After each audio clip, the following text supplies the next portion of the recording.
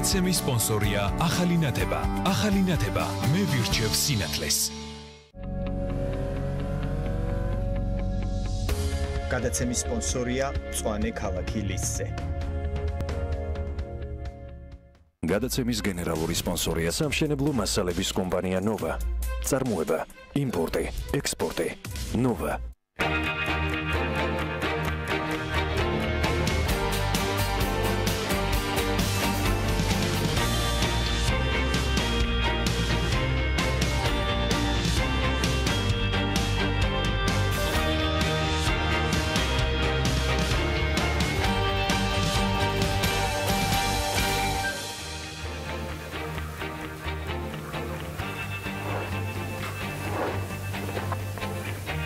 რეზო გიგინეიშვილის ფილმის მძევლები გეგა კობახიძის ანუ მთავარი როლის შემსრულებელ ირაკლი კვირიკაძეს ბერლინის საერთაშორისო კინოფესტივალზე 10 სხვა მსახიობთან ერთად ამომავალი ვარსკვლავის ჯილდო გადასცეს ქართული მსახიობი European Film Promotion-ის მიერ შედგენილი ევროპელი ამომავალი ვარსკვლავების სიაში რამდენიმე თვის წინ მოხდა პროგრამის ჟიური ირაკლი კვირიკაძეს ახასიათებს როგორც ნიჭიერ და ძალიან პერსპექტიულ მსახიობს. კვირიკაძესთან ერთად ამომავალი ვარსკვლავის ჯილდო ასევე გადაეცათ ნორვეგიელ ეილი ჰარბოს, ალბა აუგუსტს შვედეთიდან, ფრანც როგორკივს გერმანიიდან, რეკა ტენკის უნგრეთიდან, მატილდა დე ანჯელის იტალიიდან, მატეო სიმონს ბელგიიდან, იონას სმულდერს ნიდერლანდებიდან და ასევე ლუნა ვედლერს შვეიცარიიდან, თუმცა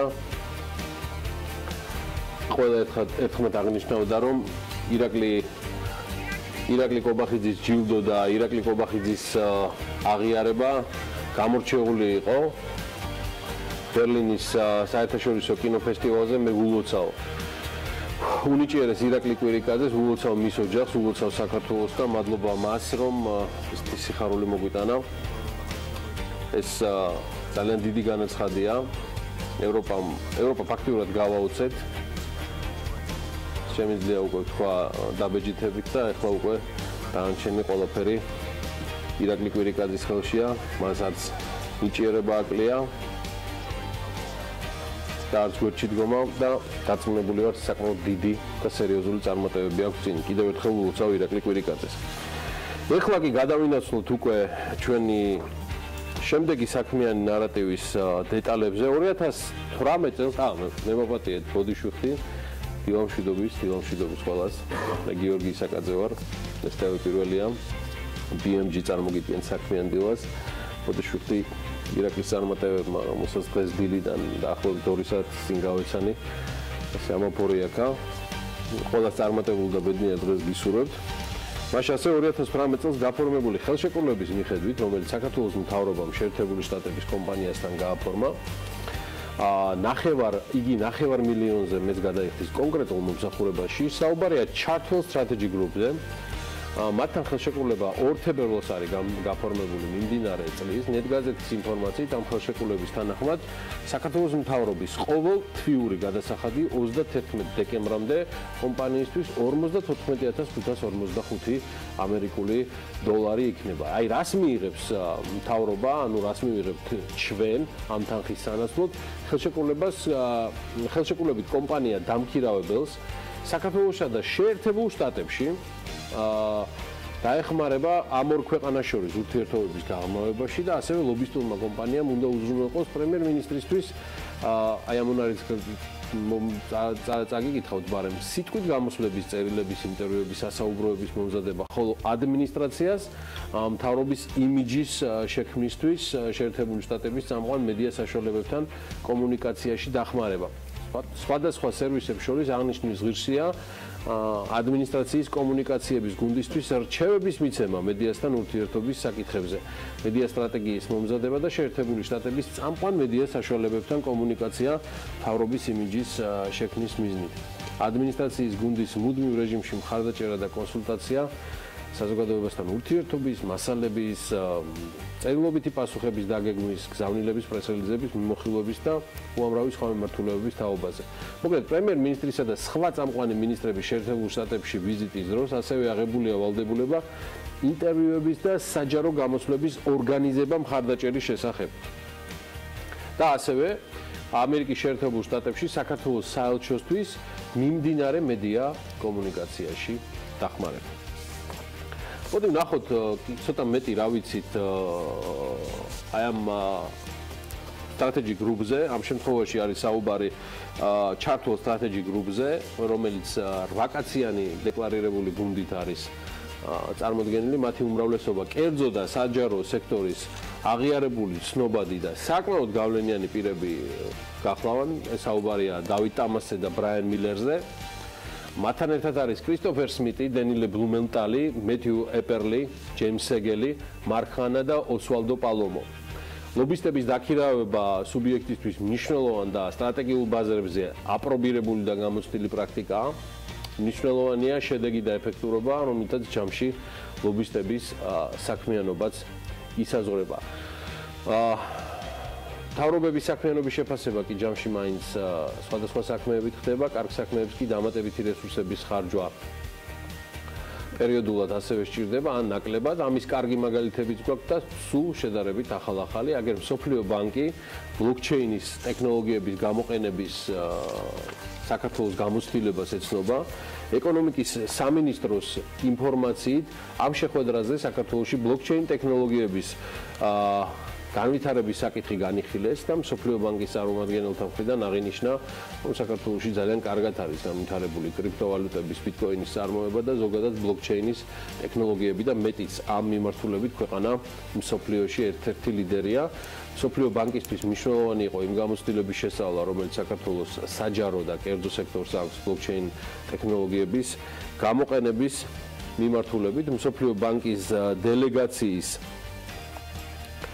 წარმომადგენლები ასევე დაინტერესდნენ საქართველოში აღნიშნული ტექნოლოგიების მდგომარეობით, განვითარების ხედვით და საომალო პერსპექტივებით. მსოფლიო ბანკის მისია, რომელსაც ამ ბანკის მთავარი ეკონომისტი, რომელიც გახლავთ ევროპისა და ცენტრალური აზიის ქვეყნების რეგიონში, ამ სტატუსის მთავარი ეკონომისტი ჰანს თიმერი ხელმძღვანელობს, გეგმავს შეხვედრების გამართვას სხვადასხვა სამთავრობო უწყებებში და კერძო სექტორში, სადაც ასევე არის დანერგილი ბლოკჩეინ ტექნოლოგიები. ბლოკჩეინ ტექნოლოგიების დანერგვით მოწინავე ქვეყნის საექსპორტო პროდუქციაში ლიდერობას იანვარში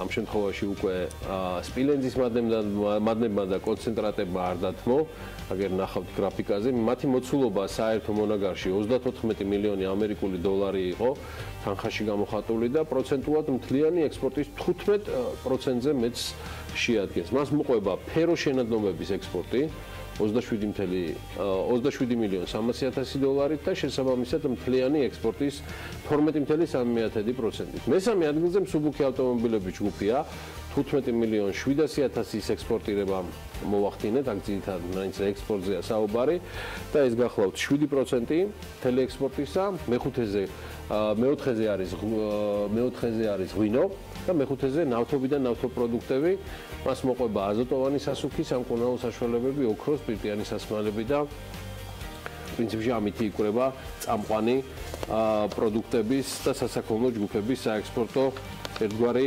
რეიტინგი. აი, რაც შეეხება სავაჭრო პარტნიორებს 2018 წლის იანვარში 10 უმსხვილესი სავაჭრო პარტნიორი ქვეყნის წილმა საქართველოს მთლიან საგარეო სავაჭრო ბრუნვაში 79% შეადგინა. უმსხვილესი სავაჭრო პარტნიორებია თურქეთი 112 მილიონი დოლარით, რუსეთი 94 მილიონი და აზერბაიჯანი 91 მილიონი დოლარით. ღვინო საექსპორტო პროდუქტების ჩამონათვალში 2018 წლის პირველივე თვეს საკმაოდ ამბიციურ და წარმომადგენლობით პოზიციაზეა. აზიურ ბაზრებზე ვცდილობთ ძალიან აქტიურად და ამბიციურად ფეხის, ხელის, ტანის და ყველაფრის მოკიდებას.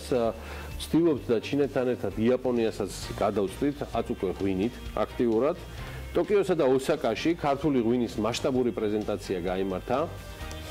ტოკიოში გამართულ ღონისძიებას საქართველოს ელჩი იაპონიაში ლევან ცინცადე და ჰაცუბაშოს ტურნირის გამარჯვებული სუმოისტი ლევან გორგაძე იგივე ტოჩინოშინი ესტუმრნენ, რაც სტუმრებისთვის განსაკუთრებული სიურპრიზი აღმოჩნდა, მათი რეაქცია და ოვაცია გასაკვირი არანაირად არ არის. მიღებული ტიტული ჩვენ რომ გვიამაყება, ის იაპონიაში ასმაგად ალბათ დასაფასებელია, ხო და ამ დიდი ქართველის მასპინძლობისას ტოკიოს და ოსაკაში გამართულ ღონისძიებებში ჯამში 35 ქართული ღვინის მწარმოებელი კომპანიის 100-მდე დასახელების ღვინო იყო წარმოდგენილი. ქართული ღვინის პრეზენტაცია სემინარს ტოკიოში 350, ხოლო ოსაკაში 300-მდე ღვინის პროფესიონალი დაესწრო, მათ შორის იყვნენ დისტრიბუტორები, იმპორტიორები, სომელიეები, რესტორატორები და მრავალი სხვა პროფესიის წარმომადგენლები, ვისაც აინტერესებთ ღვინო არა როგორც გურმანებს, არამედ როგორც ასევე ბიზნესი. სააგენტოში სხვა შორის ამბობენ, რომ ქართულ ღვინოს იაპონიაში საკმაოდ დიდი პოტენციალი აქვს და ნახოთ ვინ იცის, თუნდაც ჩვენი სასახელო ქართველის ხათრით თუ წარმომადგენლობით განსინჯულმა და დაგემოვნებულმა ერთმა ჭიქამ სულ მალე საექსპორტო ათეულში ცვლილებებიც შეიტანოს. პირდაპირ კავშირი არანაირია, მაგრამ საქართველოს ფარგლებს გასცენილებს მშობლიური ქვეყნიდან სიახლეებზე სანამ დაგაბრუნებთ სოფლიოში ყველაზე მაღალი სასტუმროს გახსნა უნდა გაცნობოთ. სასტუმრო გევორა 75 სართულისგან შედგება და მისი სიმაღლე 356 მეტრია. აქამდე ყველაზე მაღალი სასტუმროს ტიტულს კომპლექსი მარიოთ მარკუსი ფლობდა, რომლის შენობა 72 სართულიანი გახლავთ და მისი სიმაღლე 355 მეტრს აღწევს. რეკორდსმენ სასტუმროში 4 რესტორანი, იაუზი, რამდენიმე სპორტული დარბაზი და 528 ოთახია. შენობის 71 სართულზე მდიდრული სპა სალონია განთავსებული, სასტუმროში 6 ლიფტია, ბოლოდან პირველ სართულზე დაბრუნებას კი რამდენი 38 წამის ჭირდება. და კიდევ ამბავია, რომ საუდის არაბეთში ქალებს საკუთარი ბიზნესის დასაწყებად მეუღლეს ან მეურვის თანხმობა აღარ სჭირდებათ.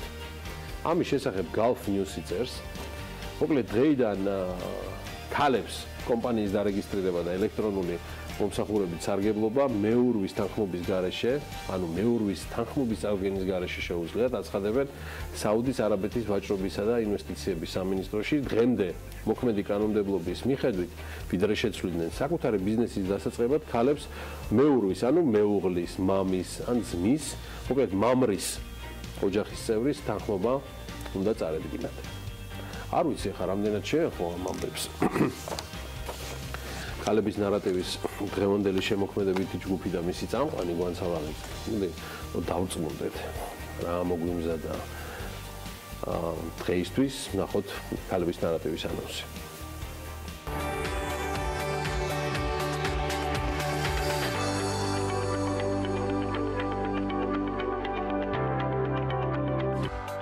მიკროსათბურებში მცენარეების დისტანციური მოვლა. ბაზარზე Smart Grow Box ABB-ნე გამოჩნდა. სტარტაპის თანადამფუძნებელი თამთა დავითაია სტუმრად ქალების ნარატივში. თუ იმდენ შრომობ, რომ საუკეთესო გიწოდონ, მაშინ ყველაფერს გააკეთებენ იმისთვის, რომ სამუშაო ადგილები გამოყონ შენთვის. ეს თინათი ნახვლედიანი სიტყვებია. ახალგაზრდა ქართველი გოგონა ვარშავის უნივერსიტეტში ლექციებს კითხულობს. ნარატივით კი სამშაბათის გადაცემაში ერთვება. ეს ქალების ნარატივია. ვანცა ლაღიძესთან ერთად.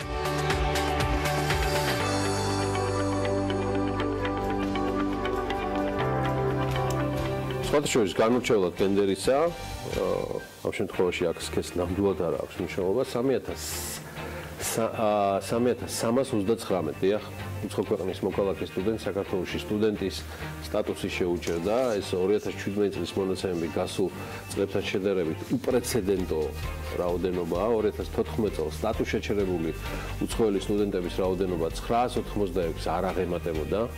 2015 წელს 2000 დაამთხვიეს უბრალოდ 2015 სტუდენტს შეუჩერდა სტატუსი, 2016 წელს მათმა რაოდენობამ 2620 მიაღწია. როგორ ნაწილდება უმაღლესი სასწავლებლების მიხედვით სტატუს შეჩერებული სტუდენტების რაოდენობა, ცხადია გრაფიკაზე შეგიძლიათ ნახოთ, დეტალური ინფორმაცია კი ჩვენს ვებგვერდზე BMG-ზე. თუმცა ისიც უნდა აღნიშნოთ, რომ ამ გრაფიკაზე მაგალითად ვერ მოხდა ის უნივერსიტეტები, რომელთა შემთხვევაში სტატუს შეჩერებულ სტუდენტთა რაოდენობა 200-ს არ აღემატება. თავად სტატისტიკას რაც შეეხება, ის ოფიციალურია და ამ შემთხვევაში განათლების ხარისხის განვითარების ეროვნულ ცენტრზე დაყრდნობით მოგახსენებთ. საქართველოს უმაღლესი სასწავლებლებიდან ინფორმაციით სტუდენტურ ვიზასთან დაკავშირებული პრობლემა მეტნაკლებად ყველა საერთაშორისო სტუდენტს ეხება, განსაკუთრებით სირთულეებს სტუდენტები აფრიკისა და აზიის იმ ქვეყნებიდან აწყდებიან, სადაც საკონსულოები არ არის. არაგერიოთ ეს მონაცემები უცხო ქვეყნის მოქალაქეების მქონე სტატუს შეჩერებული სტუდენტების რაოდენობაა. ქართველების შესახებ ჯერ განახლებული ზუსტი რიცხვები არ დაგვითვლია, თუმცა არც უდიპლომობა და არც დიპლომიანობაა გამსაყრელი ინფორმაციისა, რომელიც ამ შემთხვევაში უკვე ეკონომიკის სამინისტრომ გამოაქვეყნა, უწყებამ სამუშაო ძალაზე მოთხოვნის ტენდენციების გაანალიზების მიზნით დამსაქმებლების გამოკითხვა ჩაატარა, რომელშიც მონაწილეობა ამ გამოკითხვაში ბიზნეს ასოციაციის წევრმა 20 მსხვილმა ბიზნეს ორგანიზაციამ კომპანიამ მიიღო. შედეგი პირადად მე დიდად არ გამკვირვებია და ამ შედეგმა აჩვენა, რომ სასურველი კადრის შერჩევისას ყველა სექტორს უკლებლივ ხდება სირთულეები. საფინანსო სექტორის წარმომადგენლები მაგალითად განიცდიან რეგიონში კვალიფიციური კადრების ნაკლებობას მენეჯერებისა და მაღალი რანგის თანამდებობაზე. სადაზღვევო კომპანიები სირთულეებს აწყდებიან გაყიდვების აგენტების, კოლ-ცენტრის ოპერატორებისა და პროგრამისტების თანამდებობაზე და პოზიციაზე შესაბამისი პირების ვაჭრობის სფეროს წარმომადგენლები კი სირთულეს გამოცდილი კორპორატიული გაყიდვების მენეჯერების, სავაჭრო წარმომადგენლების, ბრენდ მენეჯერების და მძღოლების პოზიციების შევსება უჭირთ. დამამუშავებელი მრეწველობის სექტორისთვის პრობლემურ საკითხს დარგის ინჟინრები, ტექნოლოგიების სისტემური ადმინისტრატორებისა და გაყიდვების კონსულტანტების პოზიციების შევსება წარმოადგენს. საფინანსო სექტორში დასაქმებულთა შრომის ანაზღაურება კი საშუალო ხელფას თითქმის ორჯერ აღემატება და ბოლო მონაცემებით 1800 ლარს შეადგენს. ეკონომიკის სამინისტრო, რომელმაც შრომის ბაზრის შესწავლა დაასრულა, კაპიტალის ბაზრის განვითარების მიმართულებით ფართომასშტაბიან ცვლილებებს აანონსებს. ოფიციალური მონაცემებით საფინანსო სექტორი მთლიანი დასაქმების 2%-ს უზრუნველყოფს ჯამში. იგივე ეკონომიკის სამინისტროს კვლევის ერთ დეტალზე, რომელზეც ანა ჯერ კიდევ გუშინდელ საქმიან დილაში საუბრობდა, შრომის ბაზრის ანალიზის ბოლო ანგარიშის მიხედვით უმუშევრობის ყველაზე მაღალი დონე თბილისშია. კვლავ უმუშევრობა გაზრდილია იმერეთსა და შიდა ქართლის რეგიონებშიც, ხოლო სამეგრელო ზემოსვანეთსა და აჭარაში შესაბამისი სამსახურის და კვლევის ინფორმაციით უმუშევრობის დონე შემცირებულია. კვლევა, როგორც მოგახსენეთ, ეკონომიკის სამინისტრომ ჩაატარა, რომლის შედეგადაც რეგიონებს შორის ფინანსური უთანასწორობა გამოვლინდა, რაც პირდაპირ აისახება სამუშაო ადგილების შექმნაზე, ასევე დასაქმების შესაძლებლობასა და შრომით მიგრაციაზე. 2016 წელს კი განხორციელებული პირდაპირ უცხოური ინვესტიციების ეს რეგიონალური თემა გავაგრძელოთ 77.5% მოდის სწორედ თბილისზე და $1.275 მილიონ შეადგენს. მეორე ადგილზე არის აჭარა. დიდი სხვაობით 161 მილიონ დოლარზეა დაახლოებით საუბარი, მაგრამ ქვეყნის ეკონომიკის მასშტაბით მთლიანი დამატებითი ღირებულების თითქმის ნახევარი იქნება დედაქალაქში. 2015 წლის მონაცემებით ეს 59% გახდა. შესაბამისად, რეგიონების მიხედვით ეკონომიკური აქტივობა და პირდაპირ უცხოური ინვესტიციების არათანაბარზომიერი განაწილება გავლენას ახდენს როგორც შიდა მიგრაციაზე, ასევე სამუშაო ძალის მობილიზება ხდება კონკრეტულად დედაქალაქში, რაც თავის მხრივ ზრდის დედაქალაქში უმუშევრობის დონეს. აი ეს ნათქვამია შრომის ბაზრის ანგარიში. მოდი ვნახოთ კიდევ რაც წარმოგიდგენთ დღევანდელ საქმიან დილაში.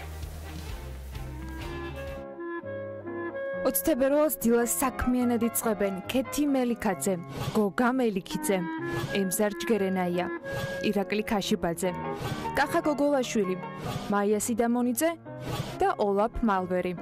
დილას საქმიანია TV პირველზე.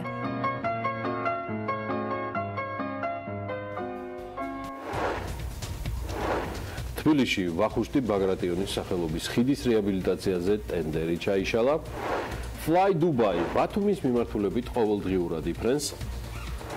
იგივე საქსტატის წინასწარი მონაცემებით 2017 წლის 2017 წლის მეოთხე კვარტალში მსხვილფეხა რქოსანი პირუტყვის უადობამ 900,000 ერთეულს გადააჭარბა.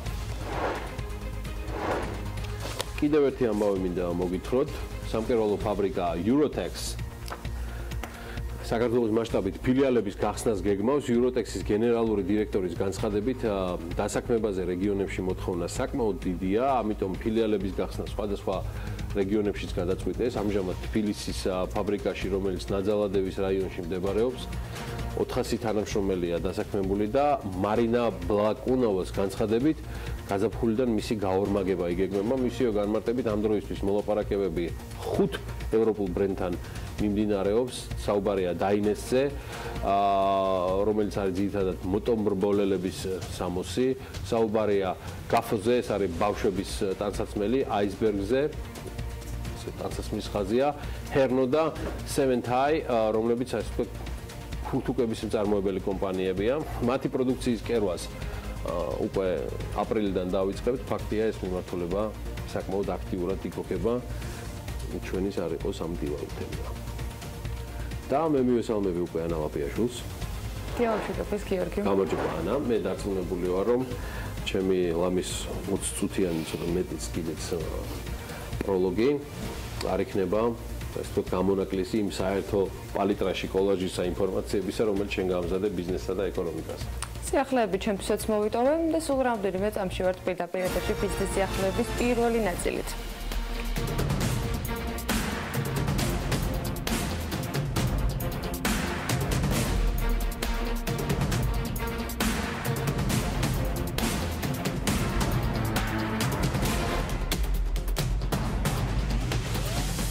ერთი სტანდარტული იმერული ხაჭაპურის მომზადების თანხა 2018 წლის იანვარში 3 ლარი და 71 თეთრი შეადგინა, ანუ 2.9%-ით ნაკლები წინა თვესთან შედარებით, ხოლო 1.3%-ით მეტი გასული წლის ამავე პერიოდთან შედარებით.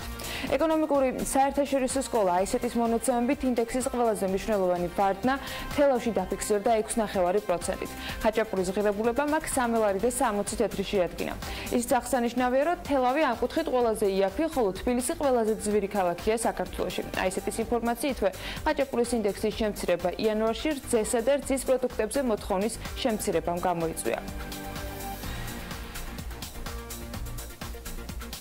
თბილისში ვახუშტი ბაგრატიონის სახელობის ხიდის რეაბილიტაციაზე ტენდერი ჩაიშალა. ტენდერში მონაწილეობაზე განაცხადი არც ერთ კომპანიას არ წარუდგენია. თბილისის მერია სამუშაოებისათვის დაახლოებით 1.700.000 ლარის გამოყოფას გეგმავდა. რეაბილიტაცია კი გამარჯვებულ კომპანიას 180 დღეში უნდა დაესრულებინა. სატენდერო დოკუმენტაციის მიხედვით ხიდის გამოკვლევების პროცესში დეფექტები და დაზიანებებია დაფიქსირებული. ხიდზე გათვალისწინებულია ახალი კონსტრუქციის სავალი ნაწილის სადეფორმაციო ნაკერებისა და რკინა-ბეტონის თვალამრიდების მოწყობა, ხიდის სადეფორმაციო ნაკერებიდან წყლის მომცილებელი სისტემის დაზიანებული და ჩამოტეხილი საკარადე კედლის რეაბილიტაციაც, ასევე არსებული განათების ბოძების გაწმენდა და შეღებვა, გადახრილი საყრდენი ნაწილების გასწორება და დასაშვებ სიდიდემდე სანაპირო ბურჯების დანაგვიანებული შიგნითა სივრცის გასუფთავება და ხიდის მისასროლებზე და ახალი სანიაღვრეჭებისა და ჭების დამაკავშირებელი პოლიეთილენის წყალგამცირებელი მილების მოწყობა, თუმცა ამ ტენდერთან დაკავშირებით წინადადებები მერიაში არ შესულა. აჭარის რესპუბლიკური ბიუჯეტის გეგმა კი 13%-იანი, ხოლო ნაერთი ბიუჯეტის გეგმა 10%-იანი გადაჭარბებით შესრულდა. ფინანსთა და ეკონომიკის სამინისტროს ინფორმაციით, აჭარის 2017 წლის აჭარის რესპუბლიკური ბიუჯეტის გეგმა 552.953.000 ლარი იყო, თუმცა შესრულებამ 285.088.500 ლარი შეადგინა, ანუ 112.7%-ით არის შესრულება დაფიქსირებული. სამინისტროს ინფორმაციით, რესპუბლიკური ბიუჯეტის გადასახადების მუხლი 12 თვის მონაცემებით 106.1%-ით შესრულდა, სხვა შემოსავლების მუხლში კი 138%-იანი შესრულებაა. არაფინანსური აქტივების მუხლის ნაწილში 157.6%, რაც შეეხება უკვე 2017 წლის იანვარ-დეკემბრის ნაერთი ბიუჯეტის გეგმას, ის 365.610.800 ლარი იყო, თუმცა ამ შემთხვევაში გადაჭარბება 9.6%-ით არის და შესრულებამ 400.700.000 ლარი შეადგინა. საქართველოს ტურისტულ რეგიონებში ფასდაკლების კვირაული იწყება. ეკონომიკისა და მდგრადი განვითარების სამინისტროს ტურიზმის ეროვნული ადმინისტრაციის ინიციატივით აჭარის ტურიზმისა და კურორტების დეპარტამენტის მხარდაჭერით დისკაუნთ ვიკის კამპანია 24 თებერვლიდან 11 მარტის ჩათვლით უკვე აჭარაში ჩატარდება. მათივე ცნობით ფასდაკლებების კვირაულში ჩართული აჭარის 15 სასტუმრო, 11 კვების ობიექტი, 5 ატრაქცია და 5 სავაჭრო ობიექტი. დისკაუნთ ვიკში მონაწილეობის მიღება კი აჭარაში მდებარე სასტუმროებს შეუძლიათ, რომლებსაც 19 ან მეტი ოთახი გააჩნიათ. მათ უნდა წარმოადგინონ არსებულ სეზონზე გამოცხადებული ფასიდან 30%-იანი ან მეტი ფასდაკლება და ფასდაკლების კვირაულისათვის სპეციალური მარკეტინგული კამპანიაც არის შემუშავებული, რომელიც პროექტის სატელევიზიო გაშუქებას და სოციალურ ქსელში რეკლამირებასაც მოიცავს.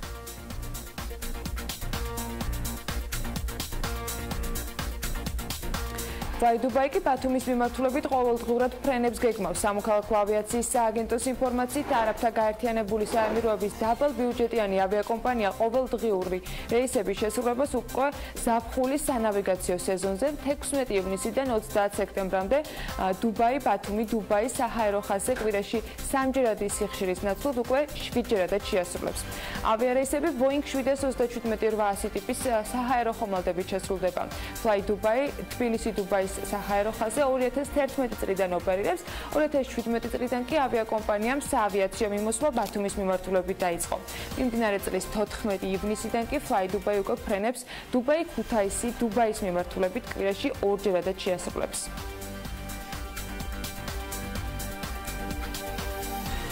გაზრდილი მგზავრთნაკადი შეუფერხებელი მომსახურებისათვის ბათუმის აეროპორტის გაფართოება სურს მთავრობას. აეროპორტის მმართველი ტავ ჰოლდინგთან მოლაპარაკებები პირველმა ვიცე-პრემიერმა დაადასტურა. გასულ წელს დაწყებული ზრდის ტრენდი იანვარშიც გაგრძელდა. ბათუმის საერთაშორისო აეროპორტი 2018 წლის პირველ თვეს 10,504 მგზავრს მოემსახურა, რაც 100%-ით მეტია, ვიდრე მაგალითად 2016 წლის იანვარში.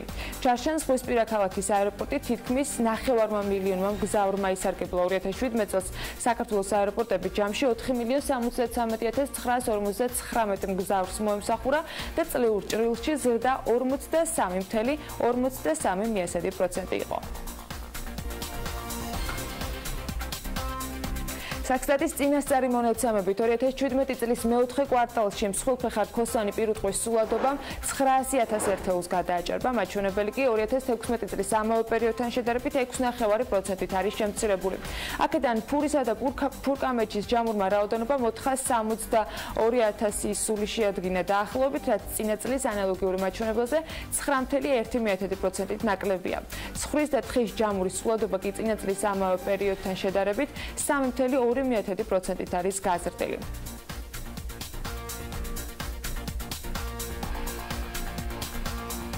ბაკის ხორცპროდუქტები გლდანში ახალი ქარხნის მშენებლობა სავარაუდოდ მარტში დაიწყებს. კომპანიის ძველი ქარხანა 2015 წლის 13 ივნისის სტიქიის შედეგად მთლიანად არის დაზიანებული.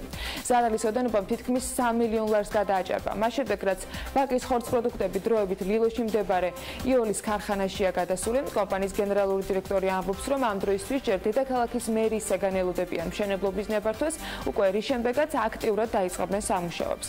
მისივე ინფორმაციით, ახალი ქარხნის მშენებლობისათვის დაახლოებით 5-6 მილიონი ლარი დაიხარჯება. რაც შეეხება გლდანში მდებარე ფარდს, ლევან ჩხაიძის თქმით, კომპანიას 900 კვადრატული მეტრის სახელმწიფო პროგრამა აწარმოეს საქართველოში ფარგლებში გადაეცა და მისივე განმარტებით ახალ ქარხანაში სულ 300 ადამიანი დასაქმდება. კიდევ ერთი კომპანია პატაგონია, რომელთან დაკავშირებითაც თემას პრინციპში ფეხდაფეხ მიყვება BMT. სიახლეებს კომპანიის დირექტორისგან გიორგი სალაყაიასგან ამ დრომდე ველოდებით, მან კონკრეტული დოკუმენტების გასაჯაროება ჯერ კიდევ გასული კვირის მიწურულს დაანონსა, თუმცა ეს ფაქტი ჯერ ვერ შედგა. მათ შორის ვერცელინე კვანჭილაშვილთან ანალიტიკას ეთერში, რომელსაც ამჯერად მხოლოდ ერთი მხარის წარმომადგენლობა სტუმრობდა. მიუხედავად იმისა, რომ შეთავაზება გიორგი უბილავას მიმართაც არსებობდა, ისევე როგორც გიორგი სალაყაიას მისამართით, მხოლოდ ერთი მხარის წარმომადგენლები სტუმრობდნენ ეთერს. კომპანია პატაგონის პრეზიდენტმა თემურ უბილავამ ანალიტიკაში განაცხადა, რომ იქამდე ვიდრე დავაში ფინანსური პოლიცია ჩაერთვებოდა, მხარეებს შორის იყო მცდელობა პრობლემის მოგვარების.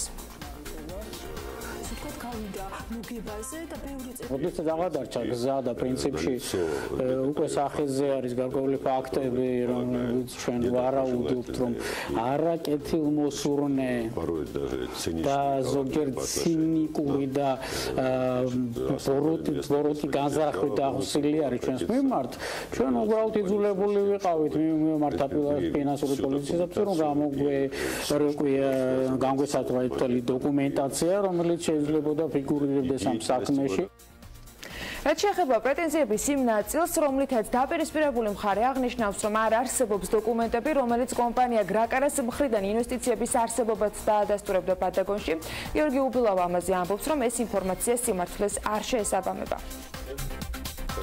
ეს არ შეესაბამება ჭეშმარიტებას, არსებობს დოკუმენტები საკმაოდ რაოდენობით იმისათვის, რომ მივაკვლიოთ ყველა იმ ტრანშს, ყველა იმ აქციას, რომელიც განხორციელდა კომპანია გრაკარას მხრიდან უშუალოდ პენტაგონში და არსებობს შესაბამისი დოკუმენტაცია, რომელიც ადასტურებს უშუალო მონაწილეობას საბოლოო ბენეფიციარისა ბატონი ჯანჯღავასი, კომპანია გრაკარასი. თემურ უბილავა ასევე უარყოფს ინფორმაციას იმის შესახებ, რომ ვლადიმერ ჯანჯღავას რუსეთში დაკავებული თანამდებობის გამო კომპანიაში ინვესტირება არ შეეძლო, რაც შეეხება კონკრეტულ დროს და გარემოებებს, რამაც კომპანიასთან დაკავშირებით დავა წარმოქმნა, ბრალდება, რომლის მიხედვითაც გიორგი სალაყაია ამბობს, რომ კომპანიის მოგებაზე გასვლას უკავშირდება. უბილავა აღნიშნავს, რომ პირველადი რისკები, მათ შორის საინვესტიციო, სწორედ მათი მხრიდან იყო გაწეული, იმისთვის, რომ პენტაგონი მომგებიანი ბიზნესი გამხდარიყო. ისრაელში მოღვაწე ბიზნესმენი კი ანაკლიაში საწარმოების გადმოტანას განიხილავს. საუბარი ანაკლიის სპორტთან სპეციალურ ეკონომიკურ ზონაში კომპანიის შემოყვანაზე. გეგმა დაადასტურა ისრაელის მწარმოებელთა ასოციაციის პრეზიდენტმა, რომელიც საქართველოს პრემიერ-მინისტრს შეხვდა. ბიზნესის კეთება ძალიან მარტივია, რადგან არ ვაწყდებით ბიუროკრატიულ დროში გაწერილ პროცედურებს, მოქნილი საგადასახადო სისტემა და ხელისუფლების ძლიერი სწრაფვა ქვეყნის ეკონომიკური განვითარებისაკენ კი საქართველოსადმი ბიზნესმენების დიდ დაინტერესებას განაპირობებს, განაცხადა შეხვედრის შემდეგ ბრიშმა. შეხვედრაზე ასევე აღინიშნა, რომ ინდუსტრიული და ლოჯისტიკური პარკები, საცხოვრებელი, ტურისტული, საფინანსო და ბიზნეს ცენტრები, ასევე რეკრეაციული ზონები ეს არის იმ გეგმის ნაწილი, რომელიც ანაკლიის ღრმაწყლოვანი პორტის მიმდებარე ტერიტორიის მოწყობა განვითარებას უკავშირდება. ეს ბიზნესი ახლების მხოლოდ პირველი ნაწილი იყო. წინ საავტო მიმოხილვა გველდება და აუცილებლად უნდა დაალოდოთ ბიზნესი ახლების მეორე ბლოკსაც არანაკლებ საინტერესო ინფორმაციებით.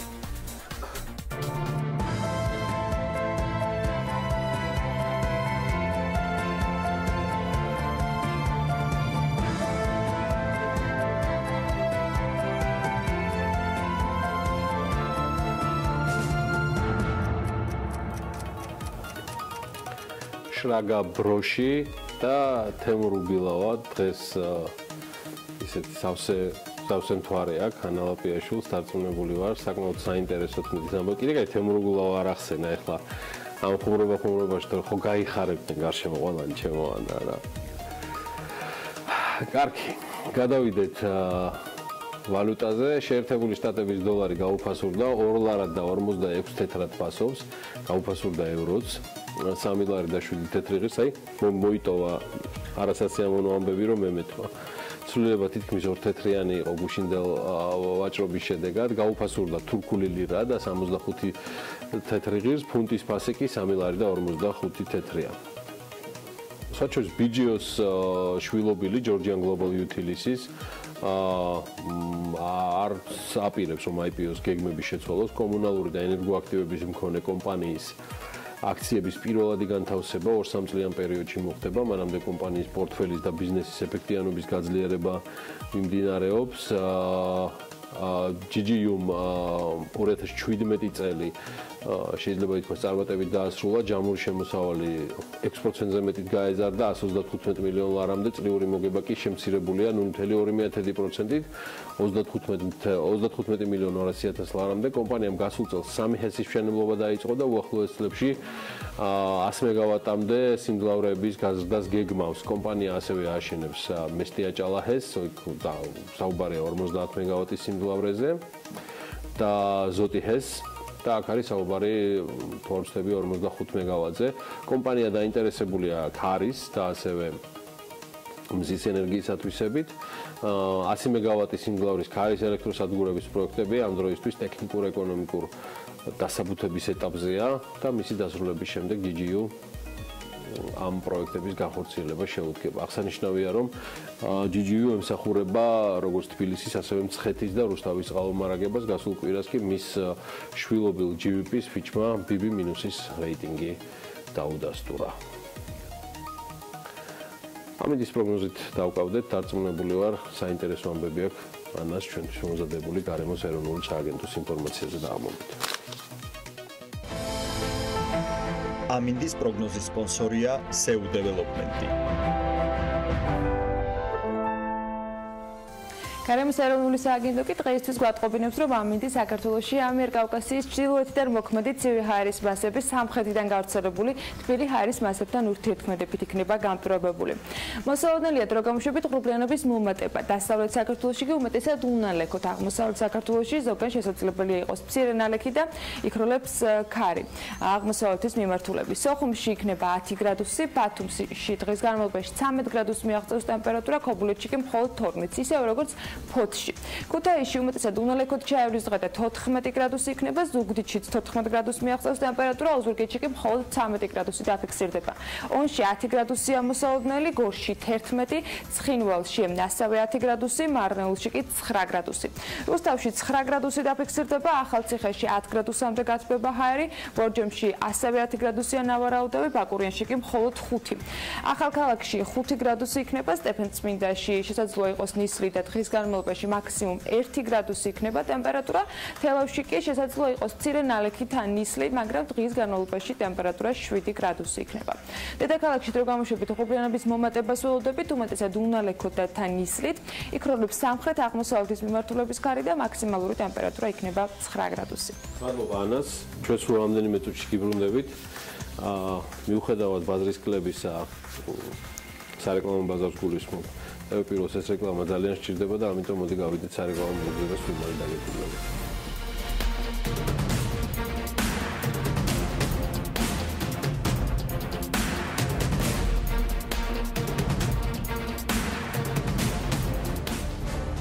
გადაცემის სპონსორია მრავალფუნქციური პროექტი Axis Towers-ი, თანამედროვეობის ახალი სტანდარტი. Axis Towers.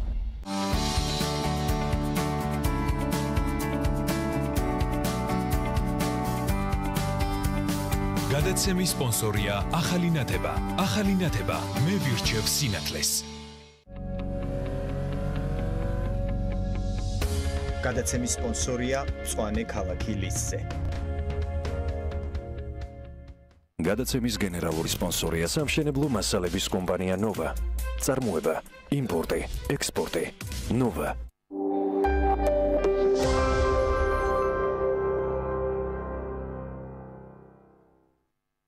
ემოცია, რომელიც პირველივე წუთიდან გეუფლება.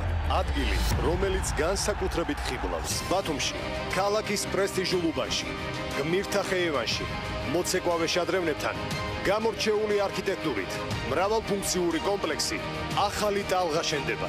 აპარტამენტები რეკრეაციულ ზოლში, პარკინგით, სათამაშო მოედნებით და აუზით. აქვეა სასტუმრო, კაზინო, ჰიპერმარკეტი, გასართობი და გამაჯანსაღებელი ცენტრები. შეარჩიე შენი აპარტამენტი და იცხოვრე ახლებურად.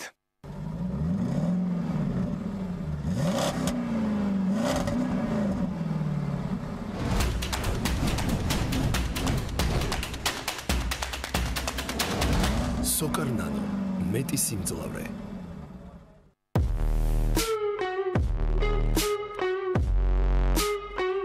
ყველა ამერიკული ავტოაუქციონი ერთ საიტზე.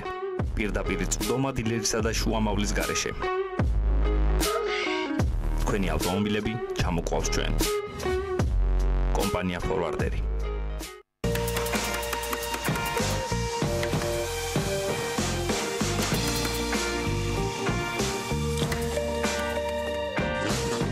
ხარისხით ვზრუნავთ თქვენს ავტომობილზე.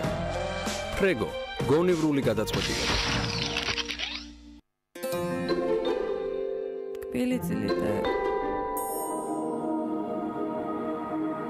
სანდომი ყველაზე ტკბილი ზღაპარი.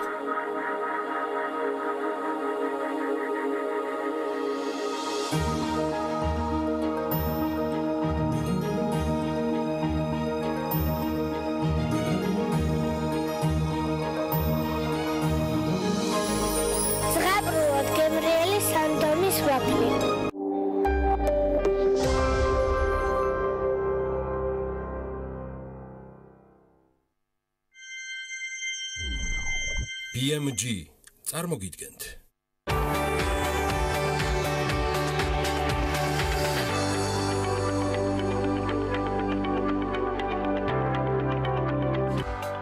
მიკროსათბურებში მცენარეების დისტანციური მოვლა. ბაზარზე Smart Grow Box ააბიბინე გამოჩნდა. სტარტაპის თანადამფუძნებელი თამთა დავითაია სტუმრად ქალების ნარატივში. თუ იმდენ შრომობ, რომ საუკეთესო გიწოდონ, მაშინ ყველაფერს გააკეთებენ იმისთვის, რომ სამუშაო ადგილები გამოყონ შენთვის. ეს თინათინ ახვლედიანი სიტყვებია. ახალგაზრდა ქართველი გოგონა ვარშავის უნივერსიტეტში ლექციებს კითხულობს. ნარატივით კი სამშაბათის გადაცემაში ერთვება. ეს ქალების ნარატივია. ვანცა ლაღიძესთან ერთად.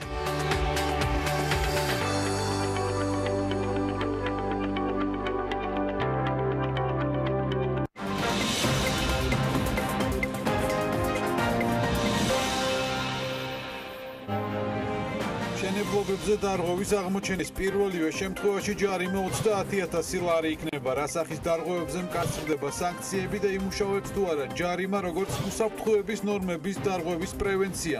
დეტალები საქმის კურსში.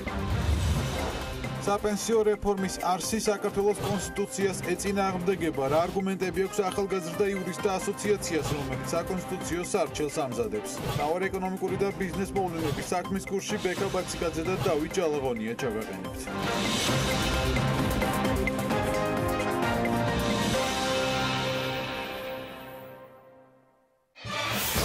რეიტინგის 100%-იანი ზრდა. წარმატებული 2017 წლის შემდეგ ტელეკომპანია 2018 წლის სეზონს ხსნის. პირველი მთელი კვირა თქვენს სამსახურში. ორშაბათიდან პარასკევის ჩათვლით. დღის ამბები დღეში ორჯერ, 2-ზე და 4-ზე.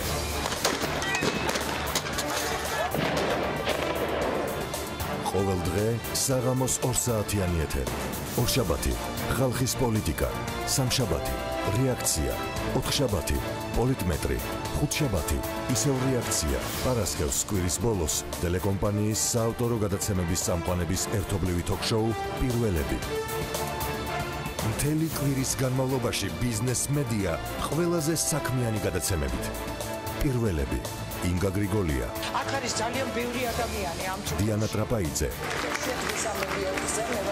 ნინო ჟიჟილაშვილი. ჩვენთან ერთად ახლა არიან უხუცესები. ლევან ჩხაიძე. ხედავთ ეხლა კადრში თუ რა ხდება. ვახო სანაია. ის მოდა ძლიერი აფეთქების ხმა ჩვენ ვიმყოფებოდით ამ კორპუსის სახურავზე. გიორგი ისაკაძე. ამან რეალურად შექმნა პლატფორმა, შექმნა სხვა გადაცემა. ტელეკომპანია პირველის გამოცდილი გუნდი და ახალი ამბები, ახალი თაობის ჟურნალისტებით. 2018 წელი, ახალი სეზონი, ტელეკომპანია პირველზე.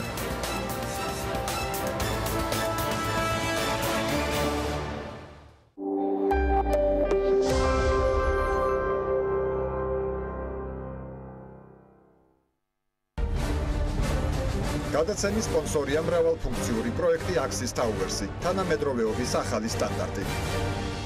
Axis Towers.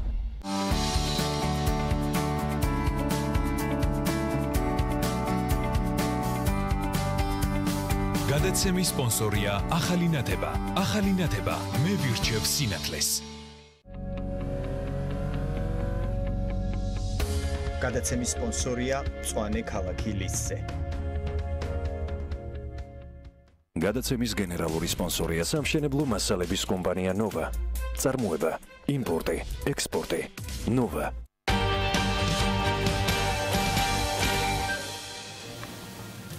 მეუსაფარი ბავშვების პრობლემა მთელ მსოფლიოში გამოწვევა, რომელსაც სხვადასხვა ქვეყნები და მთავრობები მეტნაკლებად მკლავდებიან. მიდგომა შესაძლოა განსხვავებული იყოს, თუმცა ფაქტია, პრობლემა მნიშვნელოვანია და თან ამოუწურავი. არც საქართველოა გამონაკლისი და ჩვენს გარემოში მნიშვნელოვანია იმის აღიარება და პასუხისმგებლობის აღება იმაზე, რომ მეუსაფარი ბავშვები პირველ რიგში ადგილობრივი ხელისუფლებების დახმარებას საჭიროებენ.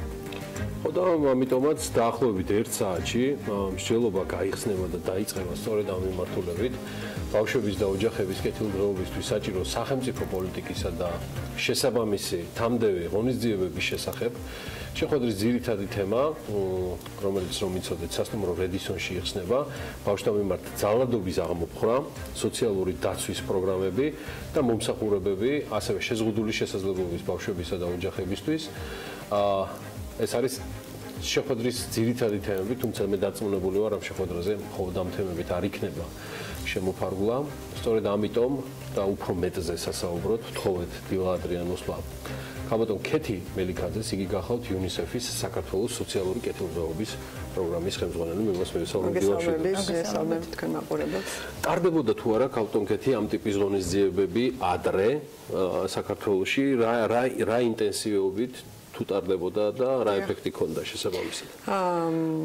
ბავშვებზე ზრუნვა სახელმწიფოს ერთ-ერთი მნიშვნელოვანი პასუხისმგებლობაა და რა თქმა უნდა ამ თემაზე ძალიან ბევრი შეხვედრა ჩატარებულა რეგულარულად და მათ შორის გაეროს ბავშვთა ფონდი ძალიან ხშირად აქტიური მონაწილე ან ორგანიზატორია ხოლმე. თუმცა ის რაც დღეს ხდება გარკვეულწილად უნიკალურია იმ გაგებით რომ ჩვენ დღეს რაღაცნაირად თავს მოუყრით ადამიანებს, ეს იქნება ფორუმი, სადაც უამრავი სხვადასხვა ტიპის მონაწილე იქნება და ყველა ერთად ვიმსჯელებთ იმაზე თუ რა პრობლემები აქვთ ბავშვებს საქართველოში, რა გამოწვევები აქვთ მათ და როგორ უნდა ყველამ ერთად გაერთიანებული ფრონტით ვიბრძოლოთ იმისათვის, რომ მათი მდგომარეობა გაუმჯობესდეს. ცოტა მეტი ამ ყველაზე და თან ერთადზე სტეიქჰოლდერები ვინ არიან? დიახ, დიდი მადლობა. პირველ რიგში ჩვენ გვეყოლება ამ შეხვედრაზე ყველა მუნიციპალიტეტის მერები ან მერის მოადგილეები და სოციალური სამსახურის უფროსები.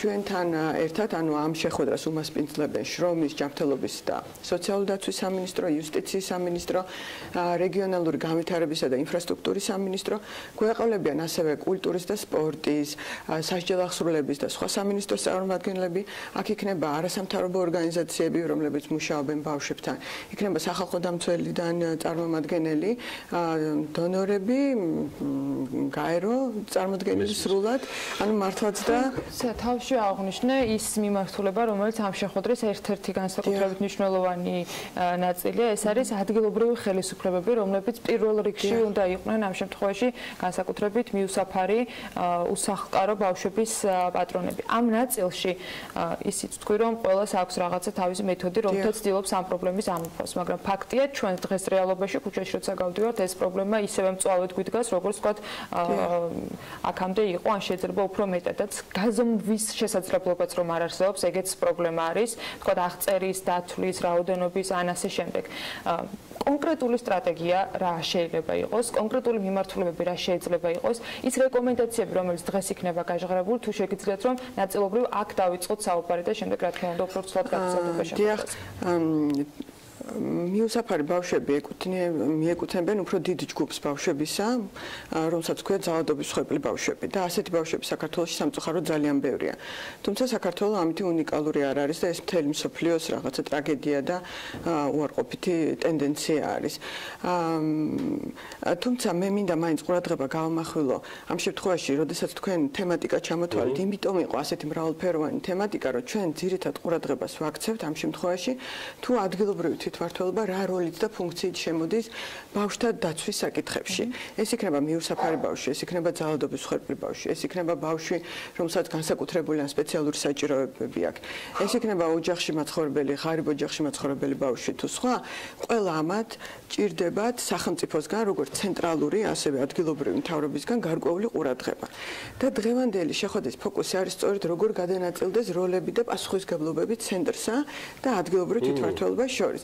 ბოლო დროის დისკუსიები უფრო და უფრო მეტად გაიჟღერებს ხოლმე ადგილობრივი თვითმმართველობის როლი. ადრე ძირითადად ცენტრალური დაფინანსებით ხდებოდა პროგრამები ბავშვებისათვის.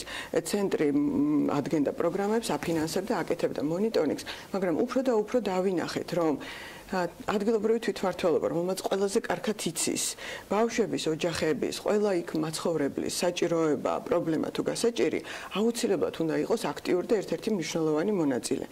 ეს ასევე ემთხვევა იმ ძირითად სტრატეგიას, რომელსაც ქვია დეცენტრალიზაციის, ქვეყნის დეცენტრალიზაციის სტრატეგია, როდესაც ზოგადად მსჯელობა მიდის, რა ფუნქციების გადაცემა მოხდება ადგილობრივი თვითმმართველობისკენ და მათ შორის სოციალური ფუნქციებისა და სწორედ ამ მიმართულებით გაიმართება დღეს მსჯელობა.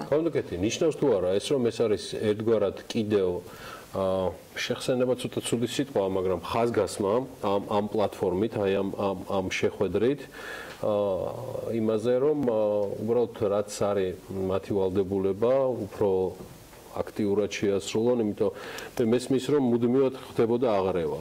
ეს ცენტრალური ხელისუფლების პრობლემა, ეს ადგილობრივის, რა გზავნილი არის განსაკუთრებით ადგილობრივი ხელისუფლებისთვის, თვითმმართველობებისთვის, რომლებიც ძალიან წარმომადგენლობით იქნებიან დღეს ამ შეხვედრაზე. ჩვენი შეხვედრის არა მარტო მაყურებელი და მსმენელი, არამედ ძალიან აქტიური მონაწილე არის ადგილობრივი თვითმმართველობის წარმომადგენლები. ისინი თავიანთ კოლეგებს და სხვაებს წარუდგენენ იმ მაგალითებს, როგორ ადგილზე ხდება სხვადასხვა ჯგუფის ბავშვებისადმი სხვადასხვა ტიპის მომსახურების მიწოდება და ეს კარგად მუშაობს. ეს უკეთესად მუშაობს, როდესაც არის ინიცირებული ადგილიდან, რაღაც გარკვეული ადგილზე, როდესაც არის კარგად გაცნობიერებული რა პრობლემა არის და სწორედ იქიდან მოდის და არა ცენტრიდან არის რაღაცნაირად დელეგირებული.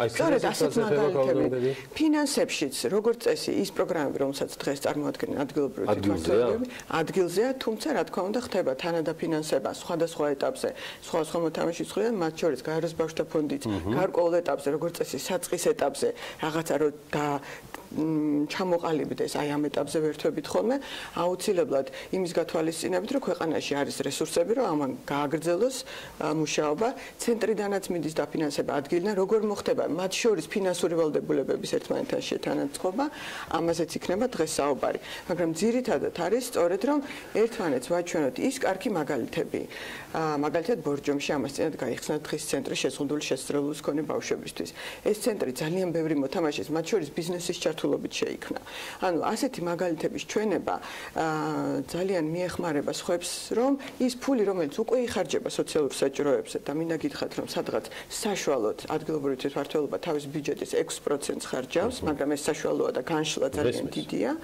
რომ ეს ფული კიდევ უფრო ეფექტურად დაიხარჯეს, უფრო მეტად სხვისი გამოცდილების გაზიარებითაც გადავიღოთ ერთმანეთისგან კარგი, დავამატოთ ჩვენი და ასე ვეცადოთ რომ გავამოწმოთ. ბორჯომის მაგალითზე მაინტერესებს, როგორ მოახერხა ეს და ვინ მოახერხა ამ შემთხვევაში, ვინზე საუბარია რა კუთხით? გავტონქეთ, აინახეთ, ვინ იყო თავი იმისა, რომ საჯარო კერძო ორგანიზატორი. და დონორები თუ ესეთების მონაწილეობდნენ, თავი მოიყარეს ბორჯომის აი ამ სოციალურ აქტივობაში. ამის ინიციატორი იყო ქალბატონი, რომელიც წარმოადგენს ადგილობრივ არასამთავრობო ორგანიზაციას. სწორედ მან დაინახა, რომ ბორჯომში არსებობს საჭიროება, მაგრამ არ არსებობს მომსახურება, რომელიც ამ საჭიროებას დააკმაყოფილებს. ეს ისევ და ისევ საუბრობ შეზღუდული შესაძლებლობის მქონე ბავშვებზე, იმაზე, რომელიც ამ ეტაპზე, რომელთათვის სკოლის ფარგლებში არ არის ადვილი მომსახურების მიწოდება. ანუ დღის ცენტრი სწორედ ის მომსახურებაა, რომელიც ეხმარება ბავშვს შეიძინოს ის უნარჩვევები, რაც შემდეგ სკოლაში მას გამოადგება.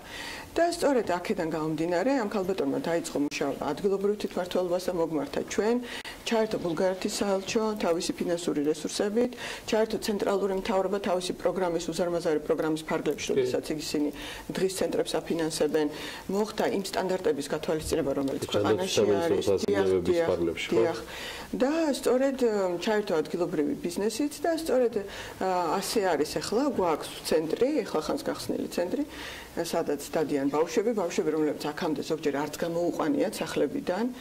იმიტომ რომ კიდევ ერთ პრობლემას ვაწყდებით ძალიან დიდ უარყოფით განწყობა შეზღუდული შესაძლებლობის მქონე ბავშვების მიმართ. თუმცა მე არ მინდა რომ თემას ძალიან გადაუხვიო და ისევ და ისევ. ბორჯომის მაგალითზე არის ძალიან მაგარი ამბავი. მადლობა რომ ეს кейსი მოიყვანეთ ქალბატონი, რომ არც თვითმმართველობა არც ადგილობრივი ხელისუფლება, გინდა არჩეული, გინდა დანიშნული პირი, არც ცენტრალური ხელისუფლების წარმომადგენელი ჩვეულებრივი რიგითი არასამთავრობო ორგანიზაცია, რომელმაც ყველას მოუყარა თავი და აღმოჩნდა, რომ შეიძლება რომ ადამიანებმა ადგილზე იაქტიურონ, ბულგარეთის საელჩო გახდა ერთ-ერთი დონორი, ნუ ცხადია იუნისეფთან, ანუ გაეროს ბავშვთა პროგრამასთან და სხვებთან ერთად. მოკლედ ეს არის მაგალითი, როგორ შეიძლება რომ აქტივობა და სურვილის არსებობა უფრო პრაქტიკაში არის მნიშვნელოვანი, იმიტომ რომ სტრუქტურულად რეალურად ჩვენ საკანონმდებლო ვთქვათ, იგივე ფინანსურ ნაწილში ბიუჯეტის განაწილების ნაწილში გვაქვს ამის შესაძლებლობა, უბრალოდ ჭირდება ინიციატივა, რომელთაც სწორედ ამაზეა საუბარი, რომ გამოვიყენოთ ის რესურსი, რაც უკვე არსებობს, რომ თავი მოუყაროთ ამას და დავაფუძნოთ იმ ცოდნას და გამოცდილებას, რომელიც ქვეყანაში მოიძებნება. ასევე გვექნება შუახევის მაგალითი იქ, როდესაც პირიქით ადგილობრივად თვითმმართველობა იყო წამომწყები. მან დაინახა ეს საჭიროება მისმა თანამშრომელმა და იქიდან დაიწყო აქტივობა და ჩვენც რაღაცა ეტაპზე ჩავერთეთ. მოგეთ მაგალითები სხვადასხვა არის, საწყისი წერტილი სხვადასხვაა, მაგრამ საინტერესოა, რომ ადგილობრივი თვითმმართველობა ამას დაინახავს თავის ამოცანად, თავის პრობლემად და რაღაცნაირად შემდგომში უკვე ხდება ინიციატორი, წამყვანი ძალა, რომელიც იკრებს თავის გარშემო სხვადასხვა ჩართულ მხარეებს. ჩემი ბოლო შეკითხვა, თუ ცხადია, შემდგომ უკვე ანას არ დარჩება, ქავტოქეთი, ანუ რითი გვინდა ჩვენ ეს მნიშვნელოვანი თავყრილობა დასრულდეს. ეს იქნება მხოლოდ გაზიარება, შეთანხმება რაიმე კონკრეტულ გადაწყვეტილებებზე, ვიდრე შემდგომი ფორუმი შეიკრიბება, თუ აი რა ტიპის შედეგის მიღება გსურთ? მე მგონია, რომ ეს გრძელი გზაა და გულუბრყვილოა ვიფიქროთ, რომ აქედან ჩვენ მივიღებთ ისეთ გამოსავალს, რომელიც ყველა პრობლემას მოაგვარებს და ყველაფერს დაანაწილებს. ეს არის ფიქრის დასაწყისში, ჩვენთვისაც ამ ფიქრში ჩართვის ეს ფიქრი დაწყებულია, მაგრამ ჩვენც აქტიურად ჩავერთეთ. მაგრამ სოციალურ სფეროში ნამდვილად დასაწყისი არის. უკვე რაღაცები ხდება ქვეყანაში. პარლამენტმა თავისი ხედვა გვაჩვენა სოციალურ პოლიტიკას და მიმართებაში, დღესაც არის შეხვედრა პარლამენტში ამასთან დაკავშირებით და იქ არის საუბარი ადგილობრივი თვითმმართველობის დონეზე, სერვისების განვითარებაზე. ინიციატივა მეორე პარლამენტიდან არის სოციალური სამუშაოს შესახებ კანონთან დაკავშირებით. იქაც ლაპარაკია ეგრეთ წოდებულ თემის მუშაკზე, სოციალურ მუშაკზე. ანუ მომსახურებები, ადამიანები, რომლებიც ყველაზე კარგად გრძნობენ და ხედავენ და აქვთ პროფესიული ცოდნა, რომ ადგილზე მოაგვარონ სიტუაცია, აი ამ ცოდნის გაჩენაზეა ლაპარაკი და ამ ფიქრში ვიწვევთ ჩვენ, თუმცა ჩვენ ერთ-ერთი მასპინძელი ვართ, ბევრ სხვა მასპინძელთან ერთად, ყველა იმ დღევანდელი ფორუმის მონაწილეს და იმედი გვაქვს და დარწმუნებული ვართ, რომ ეს საუბრები გაგრძელდება. შეიძლება ასეთი დიდი მასშტაბით არა, მაგრამ უფრო დამიზნებულად საკითხის ან მონაწილეების მიხედვით. ასე რომ, რა ვიცი, ნამდვილად საქმიანი დილა გვაქვს დღეს და მე თქვენ საქმიან დილას არ უჩივით და ამიტომ წარმატებებს გისურვებთ კიდევ ერთხელ. დიდი მადლობა მობრძანებისთვის ქეთი მელიქაძეს, იგი UNICEF-ის საქართველოს სოციალური კეთილდღეობის პროგრამის ხელმძღვანელი გახლავთ. საკმაოდ საინტერესო თავყრილობა დაიწყება ზუსტად 1 საათში. ყველა იმ სტეიქჰოლდერით, რომელსაც მე და ანა ლაპიაშვილი გესაუბრებოდით.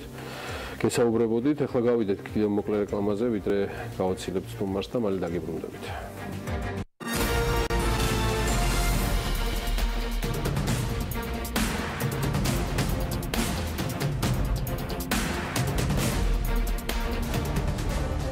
გადაცემის სპონსორია მრავალფუნქციური პროექტი Axis Towers-ი, თანამედროვეობის ახალი სტანდარტი.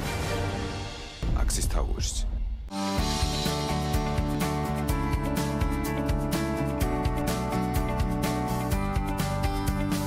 გადაცემის სპონსორია ახალი ნათება. ახალი ნათება მე ვირჩევ სინათლეს.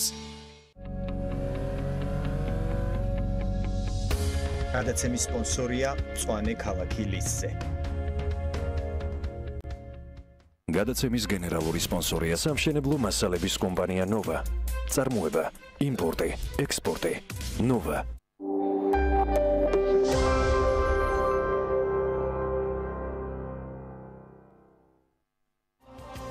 Axis-ი გთავაზობთ გადახდის ყველაზე ხელსაყრელ პირობას 20-80. გადაიხადეთ 20% დღეს და 80% ბინიში და სარემონტო სამუშაოების დაწყებისას. ამ პირობით შეძლებთ მხოლოდ თქვენი მცირედი დანაზოგით შეიძინოთ ბინა Axis-ში. შვიდად დაგეგმოთ თქვენი უძრავი ქონების გაყიდვა ახლის დასრულებამდე და გაიუმჯობესოთ საცხოვრებელი პირობები. მიმდინარე პროექტები იხილეთ ვებგვერდზე Axis.gt. ადამიანის უფლებათა ცენტრი უფასო იურიდიულ დახმარებას გაუწევს ქალ და არასრულწლოვან პატიმრებს უფლებების დარღვევის ფაქტებთან დაკავშირებით. მისამართი თბილისი, აკაკი გახოკიძის 11-ია, მესამე სართული, ან დარეკეთ ცხელხაზზე 2-38-46-48, 2-45-45-23. იფრინეთ უსაფრთხოდ და კომფორტულად ავიაკომპანია ელინეართან ერთად. ხელმისაწვდომი ფასები 22 მაისიდან პირდაპირ იფრინეთ თბილისის სალონიკის მიმართულებით. ყოველ სამშაბათს მხოლოდ 300 ლარიდან. 14 ივნისიდან პირდაპირ რეისი თბილისი ჰერაკლიონის მიმართულებით. ყოველ ხუთშაბათს მხოლოდ 360 ლარიდან. აღმოაჩინე მთელი საბერძნეთი მუზენიდის ტრეველთან ერთად. ინფორმაციის მისაღებად მიმართეთ საქართველოს ტურისტულ სააგენტოებს ან ესტუმრეთ ჩვენს ვებგვერდს www.muzenidis.com. იმიჯი. ლუკოილი. უმსხვილესი მსოფლიო ბრენდი. მხოლოდ უმაღლესი ხარისხის ევროპული საწვავი.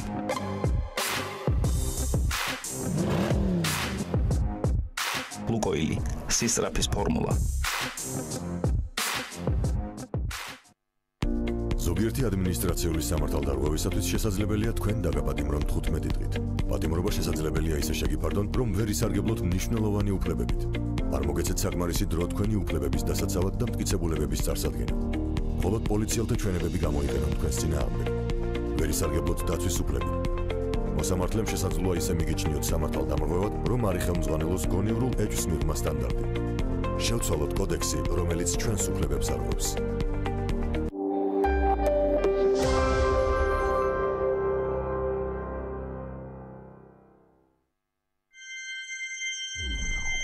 BMG წარმოგიდგენთ.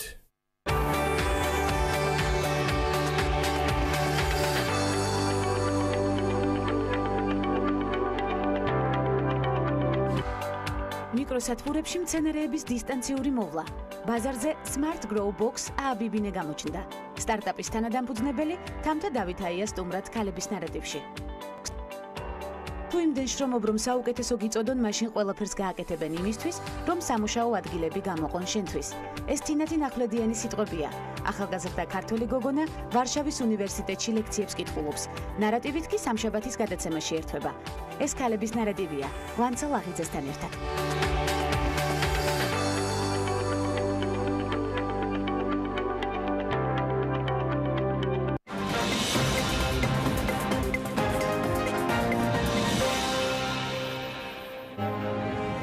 მშენებლობებზე დარღვევის აღმოჩენის პირველივე შემთხვევაში ჯარიმა 30,000 ლარი იქნება. რასახის დარღვევებზე მკაცრდება სანქციები და იმუშავებს თუ არა ჯარიმა, როგორც უსაფრთხოების ნორმების დარღვევის პრევენცია.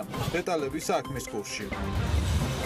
საპენსიო რეფორმის არსი საქართველოს კონსტიტუციას ეწინააღმდეგება. რა არგუმენტები აქვს ახალგაზრდა იურისტთა ასოციაციას, რომელიც საკონსტიტუციო სარჩელს ამზადებს. მთავარი ეკონომიკური და ბიზნეს მოვლენების საქმის კურსში ბეკა ბაციკაძე და დავით ჯალაღონია ჩავაყენებთ.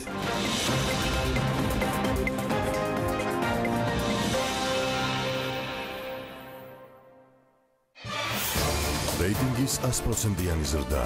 წარმატებული 2017 წლის შემდეგ ტელეკომპანია 2018 წლის სეზონს ხსნის. პირველი მთელი კვირა თქვენს სამსახურში. ორშაბათიდან პარასკევის ჩათვლით დღის ამბები დღეში ორჯერ, 2-ზე და 4-ზე.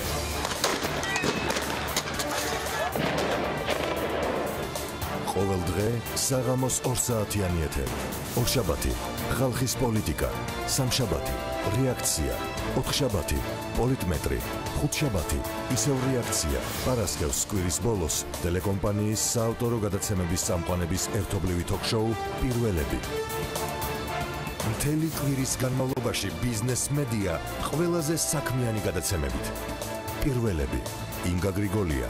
აქ არის ძალიან ბევრი ადამიანი ამ დიანა ტრაპაიძე. ნინო ჟიჟილაშვილი. ჩვენთან ერთად ახლა არიან უხუცესები. ლევან ჩხაიძე. ხედავთ ეხლა კადრში თუ რა ხდება. ვახო სანაია. ის მოდა ძლიერი აფეთქების ხმა ჩვენ ვიმყოფებოდით ამ კორპუსის სახურავზე. გიორგი ისაკაძე. ამან რეალურად შექმნა პლატფორმა, შექმნა სხვა გადაცემა. ტელეკომპანია პირველის გამოცდილი გუნდი და ახალი ამბები, ახალი თაობის ჟურნალისტებით. 2018 წელი, ახალი სეზონი, ტელეკომპანია პირველზე.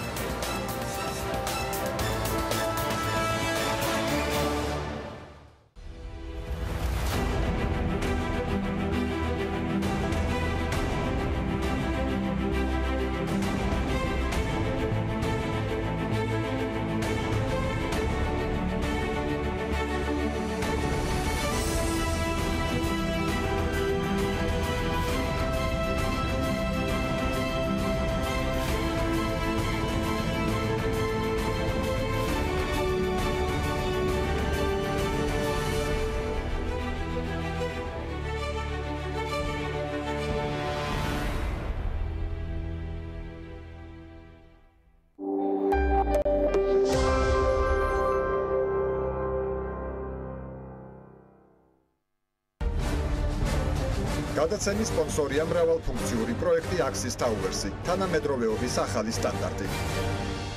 Axis Towers.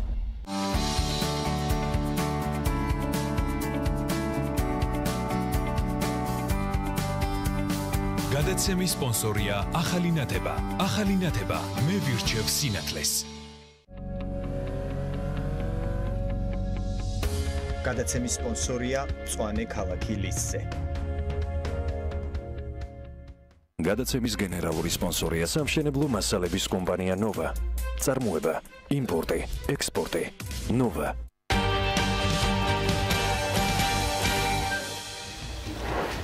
მშენებლობებზე დარღვევების აღმოჩენის პირველივე შემთხვევაზე ჯარიმა 30000 ლარი იქნება. საგარეო საქმეთა მინისტრის ინფორმაციით ვიზა ლიბერალიზაციით 200,000 ადამიანმა ისარგებლა.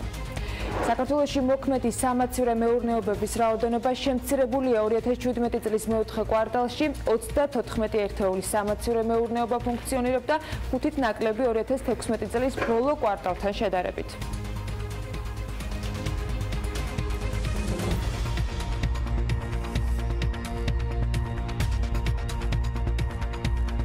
დაგროვებითი პენსიის შესახებ კანონის პროექტს საფინანსო საბიუჯეტო კომიტეტზე განიხილავდნენ. საპენსიო რეფორმის ამოქმედება კი 2018 წლის მესამე კვარტალში იგეგმება.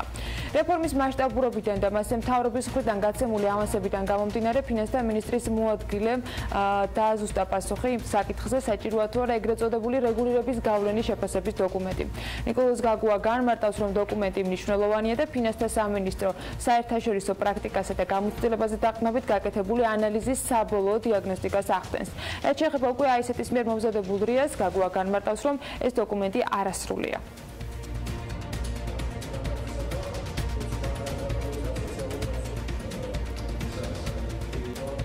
მეორე სვეტის ფარგლებშიც სადაზღვევო კომპანიებს, სხვა ტიპის აქტივების მმართველ კომპანიებს ექნება წვდომა აღნიშნულ საინვესტიციო თანხებზე. გარდა ამისა დავუმატებთ, რომ მესამე პილარიც არის დაგეგმილი, პრაქტიკულად ჩვენ ესე ვთქვათ ვასრულებთ კანონ პროექტის პირველ ვერსიაზე მუშაობას, ეს გასაჯეროდება აღნიშნული კანონ პროექტი და იქაც ბუნებრივია ესე ვთქვათ ასეთ ტიპის ორგანიზაციებს ექნებათ შესაძლებლობა ესე ვთქვათ მიიღოს მონაწილეობა. მშენებლობებზე დარღვევების აღმოჩენის პირველივე შემთხვევაზე ჯარიმა 30000 ლარი იქნება, ამბობს თბილისის მერი კახაკალაძე პარლამენტის თავმჯდომარესთან ირაკლი კოპახიძესთან შეხვედრის დასრულების შემდეგ. მერის ინიციატივით მომზადებული ცვლილებები შრომის უსაფრთხოების შესახებ ინიცირებულ საკანონმდებლო პაკეტს დაემატება. საჯარიმო სანქციები გავრცელდება როგორც უკანონო მშენებლობებზე, ასევე სანქციების ქვეშ მოექცევა ობიექტებზე დასაქმებული პირების მიერ შესაბამისი აღჭურვილობის გამოუყენებლობის შემთხვევებიც.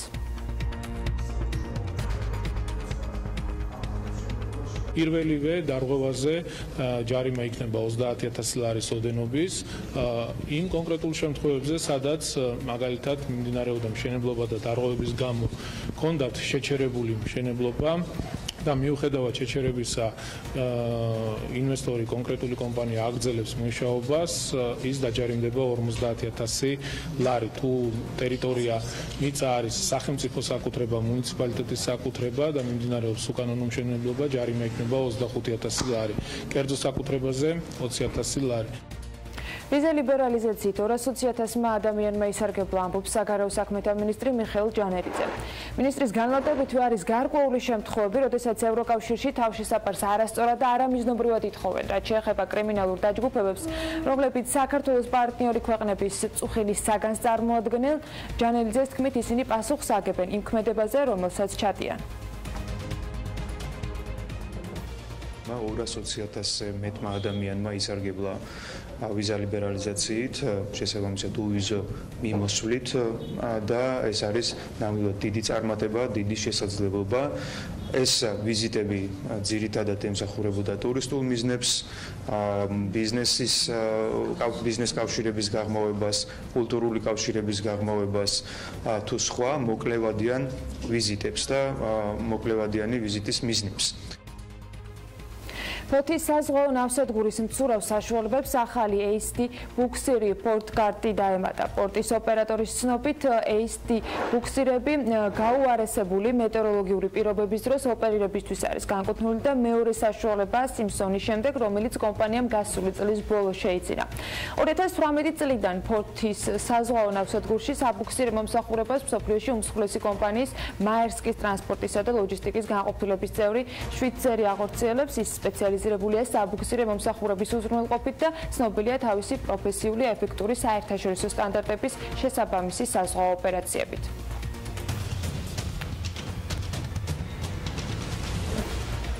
საქართველოში მოქმედი სამაცივრო მეურნეობების რაოდენობა კი შემცირებულია. 2017 წლის მეოთხე კვარტალში ქვეყანაში 34 ერთეული სამაცივრო მეურნეობა ფუნქციონირებდა, 5-ით ნაკლები 2016 წლის ბოლო კვარტალთან შედარებით.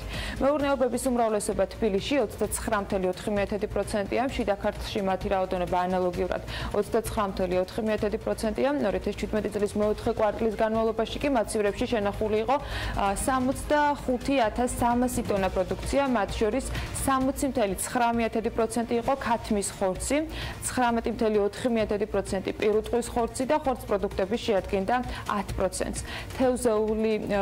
თევზეულს რაც შეეხება, ხოლო დანარჩენ პროდუქციას ეკავა შედარებით უმნიშვნელო წილი. საქსტატის ინფორმაციით ამ პერიოდში სამაცივრო მეურნეობების მიერ გაყიდულია 27.800.000 ლარის ღირებულების პროდუქცია, საიდანაც ღირებულებით გამოსახულებაში შედარებით დიდი ნაწილი, ანუ დაახლოებით 50% ადგილობრივი წარმოების იყო. ამასთან მაცივრების მიერ გაყიდული ადგილობრივი პროდუქცია 86.8%-ით ქათმის ხორცზე მოდიოდა. ევროკომისარმა ენერგეტიკის საკითხებში განაცხადა, რომ ევროკავშირი მზად არის გაზის სამხრეთის დერეფნის პროექტში ირანის ჩართვასთან დაკავშირებით მოლაპარაკებები დაიწყოს. Mer News-ის ინფორმაციით, ამის შესახებ ევროკავშირმა ასევე აღნიშნა, რომ მათ სურთ გაზის სამხრეთის დერეფანში დიდი მარაგების მქონე ქვეყნები ჩაერთონ. შეპკოვიჩმა თქვა, რომ მნიშვნელოვანია ევროპა გაზის სამხრეთის დერეფნით მდიდარი რესურსების მქონე ქვეყნებს დაუკავშირდეს და მისი თქმით მოლაპარაკება თურქმენეთთან და ირანთან უკვე გაიმართა. ევროკომისრის განმარტებითვე ირანს ნედლი ნავთობის ტრანსპორტირება უნდა და ამ მიზნებისათვის ირანში შესაბამისი ინფრასტრუქტურა და ნავთობსადენები უნდა აშენდეს. ევროკავშირისათვის გაზის სამხრეთის დერეფანი პრიორიტეტული პროექტია, რომელიც ევროპაში საქართველოს და თურქეთის გავლით აზერბაიჯანული გაზის 10 მილიარდი კუბური მეტრის ტრანსპორტირებას უზრუნველყოფს. მილსადენით პირველი გაზი ივნისის ბოლოს გადაიტუმბება. გუდვილი კრედიტორთა დავალიანების გასტუმრებას იწყებს. ამის შესახებ BMG-ს Business Care Corporation-ის დამფუძნებელმა განუცხადა, რომელიც გუდვილის რეაბილიტაციის საქმის მმართველია. მიმდინარე წლის მეორე კვარტლიდან, კერძოდ მარტის ბოლოს მოხდება უკვე უზრუნველყოფილი კრედიტორის ვალის გასტუმრება, რომელიც კერძო პირს გიორგი მახათაძეს ეკუთვნის. კომპანიის დავალიანება მის წინაშე 1 მილიონ ლარს შეადგენს, რასაც სრულად გავისტუმრებთ, აღნიშნავს ის. ამის შემდეგ კი უკვე ივნისის ბოლოს დაიწყება არაუზრუნველყოფილი კრედიტორების დავალიანების დაფარვა, რომელთა რიცხვიც რამდენიმე ასეულს შეადგენს. 2018 წლის ბოლომდე მათ ჯამში 3 მილიონ ლარს გაუსტუმრებთ, დანარჩენი ვალი კი წლების მიხედვით გაიწერება და 2022 წლამდე სრულად დაიფარება, აღნიშნავს BMG-სთან ნოდარ პაპუკაშვილი. კომპანია გუდვილი რეაბილიტაციის რეჟიმში 2013 წლის დეკემბრიდან მუშაობს, მისი დავალიანება კრედიტორთა წინაშე 26 მილიონ ლარს შეადგენს.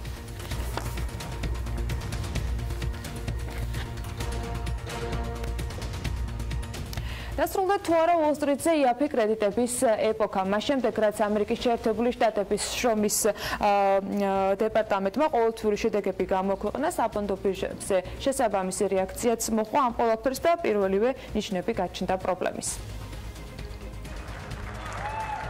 2009 წლის შემდგომ პერიოდში ღირებულების გაუთხრამაგების შემდეგ საფონდო ბირჟების პრობლემების პირველმა ნიშნება თავი 2018 წლის 2 თებერვალს შრომის დეპარტამენტის მიერ სამუშაო ადგილების ყოველთვიური ანგარიშის გამოქვეყნების შემდეგ იჩინა. იანვარში არა მხოლოდ სამსახურში დაქირავების მაჩვენებელი იყო მყარი, არამედ ხელფასების ზრდაც 10 წეულთან შედარებით ყველაზე სწრაფად ხდებოდა.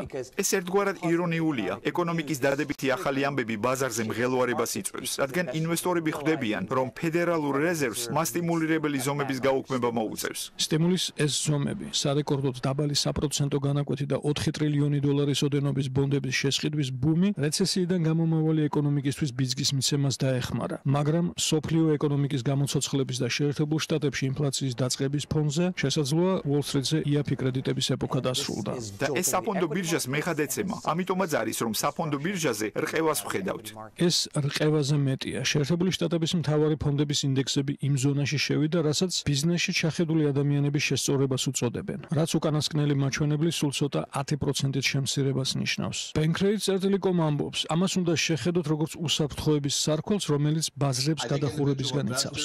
ფიქრობ, ინდივიდუალური ინვესტორები უნდა მიხვდნენ, რომ ბაზარი ისე იქცევა, როგორც უნდა იქცეოდეს. მარკ ჰემრიკი Bankrate-დან ამბობს, რომ ამაში არასტაბილურობის დაბრუნებაც შედის, ანუ მუდმივ მოძრაობაში მყოფი ბაზრის ნორმალური ტრიალი. ვინც ბირჟაზე ვაჭრობს, არასტაბილურობას მიესალმებიან. ეს ერთ-ერთი გზაა, რომლითაც ისინი ფულს აკეთებენ. ფიქრობ, ეს უფრო ინდივიდუალური ინვესტორებისთვის არის შემაშფოთებელი. ხანმოკლე პერსპექტივაში დანაკარგების მიუხედავად, ბიზნესის ეკონომიკის ეროვნული ასოციაციის ახალი გამოკითხვა აჩვენებს, რომ მომხმარებლის და ბიზნესის განწყობა დადებითია. ისინი საკმაოდ ოპტიმისტურად იყვნენ განწყობილი. გამოკითხულებმა თქვეს, რომ მეოთხე კვარტალში მათი კომპანიების გაყიდვები მესამე კვარტალთან შედარებით გაიზარდა. გაყიდვების შემცირება უფრო ნაკლები რაოდენობის კომპანიებს ჰქონდა და 2018 წლის პერსპექტივა საკმაოდ დადებითია.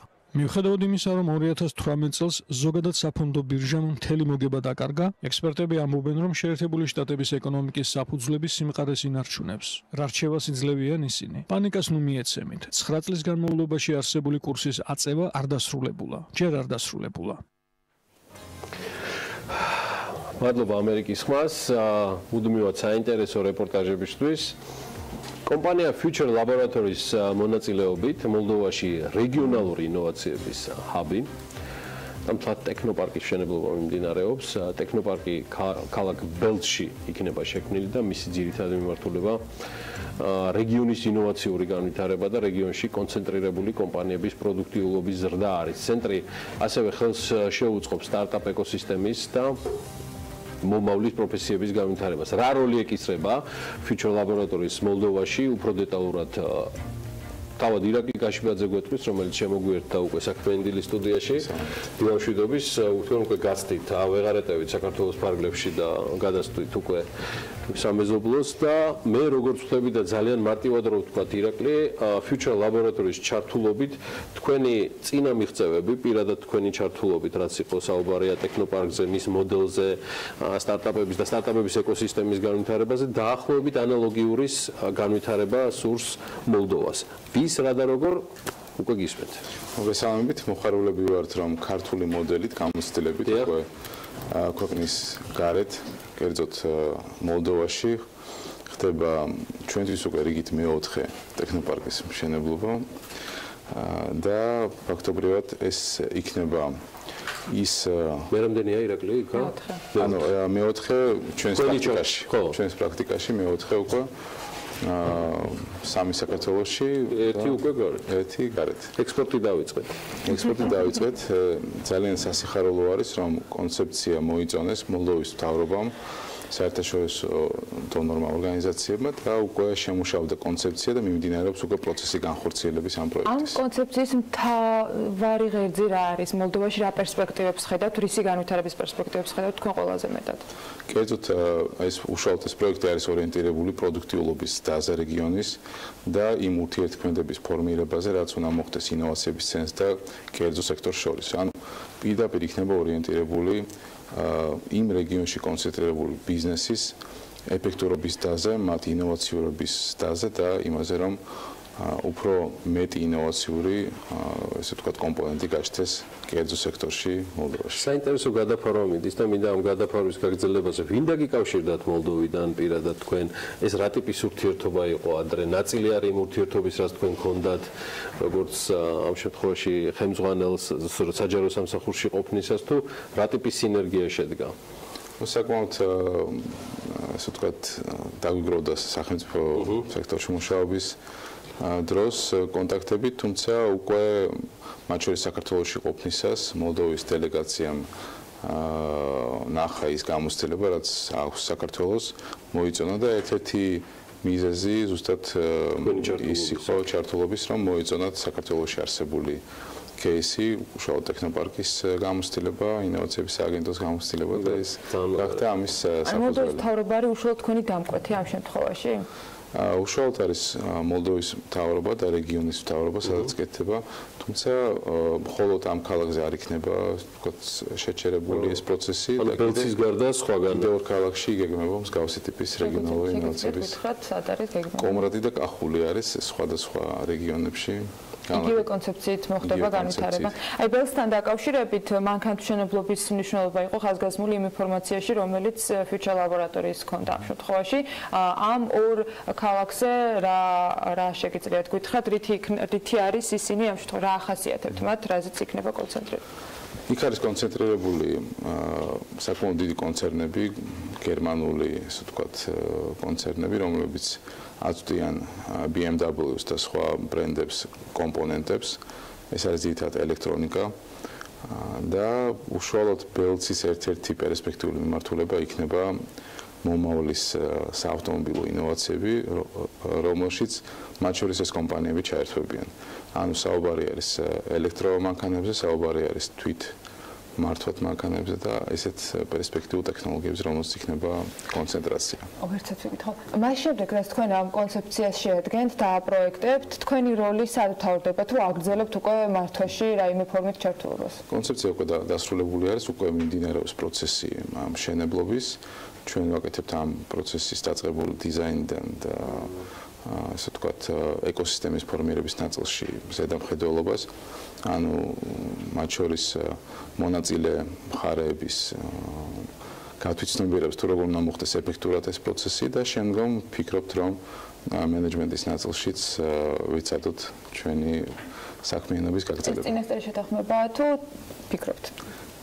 ჯერ ვერ ვამბობთ წინასწარ, თუმცა წლის ბოლომდე და 2009 წლის დასაწყისამდე გვაქვს ეს პროექტი და მთელი პროცესი ფაქტიურად მიდის Future Laboratories და პირადად თქვენი ჩართულობით. რა თქმა უნდა, საკმაოდ ხშირად მოგვიწევს იქ ყოფნა და საინტერესო кейსი. ირაკლი, ესეთი შემაჯამებელი კითხვა. რამდენად გაითვალისწინა მოლდოვამ მეგულისმო ხარისხით? ანუ copy-paste-ია პირდაპირ ქართული ტექნოპარკის მოდელისა თუ თქვენ მოგიწიათ როგორც Future Laboratories მაინც ადგილობრივი სპეციფიკის შესწავლა? რა თქმა უნდა, ყველა მაგალითის გადაწყვეტა პირდაპირ არ შეიძლება, ხდება ადგილობრივი სპეციფიკის გათვალისწინება, მათ შორის რეგიონის კულტურული და ესე ვთქვათ, ინდუსტრიული თავისებურებების გათვალისწინება და ყველა მათ შორის სხვა ქალაქებში იგივე, ანუ ამ თავისებურებებიდან გამომდინარე ხდება კონცეფციის ფორმირება. იქ არის ძალიან დიდი ელემენტი ჩვენი კომპეტენციის გამოცდილების და საბოლოო ჯამში უნიკალური კონცეფცია ხდება, თუმცა რა თქმა უნდა, ძირითადი ელემენტების გამოყენებით საქართველოსთან, ქართული მოდელიდან. დავანონსე კიდეც ირაკლი ქაშიფაძის წინასწარმობის ეს რო ხშირად შეხვდებით მეთქი და აგერ ეს უკვე აღარ ხდება მხოლოდ საქართველოს მასშტაბით, არც მეტი არც ნაკლები ქართული ინოვაციების მოდელთან დაკავშირებით, რომელიც არსებობს კონკრეტულად ტექნოპარკის სახელით არის თქვენთვის ცნობილი, აგერ ვთქვათ, მოლდოვა სახელმწიფო დაინტერესდა და მე მოხარული ვარ, რომ Future Laboratories და მისი მმართველი პარტნიორის გამოცდილებაზე დაყრდნობით ესეთი მნიშვნელოვანი თემა ხდება და რაც თავარია ჩვენი ცოდნის, რაც ყველაზე დიდი მონაპოვრად მიმაჩნია და საერთოდ პერსპექტივად ამ ქვეყნის ექსპორტს ვახდენთ და მოხარული ვარ, რომ ქართული ტექნოპარკი მოლდოვის ქალაქ ბელჩში გაჩნდება და კიდევ ორ ქალაქსაც გადაწყვეტია. და გვაქვს ასევე ძალიან საინტერესო მოლაპარაკება ყაზახეთთან და ვფიქრობთ, რომ ახლოს მომავალში ვთქვათ, ექსკლუზიური ინფორმაციას მოგესწრებით. ამასთან დაკავშირებით. ირაკლი ქაშიფაძე, Future Laboratories დამფუძნებელი, დიდი future აქვს ამ ამბავს და ასე რომ დარჩით და უყურეთ საქმიან დილას, ბევრ საინტერესო ამბავს გაიგებთ. სულ მალე რეკლამის შემდეგ დაგიბრუნდებით. წარმატებები ირაკლი.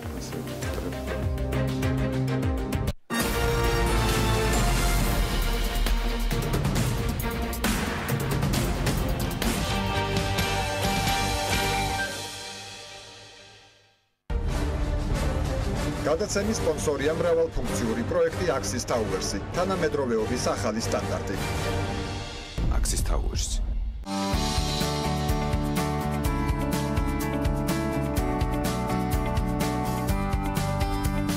გადაცემის სპონსორია ახალი ნათება.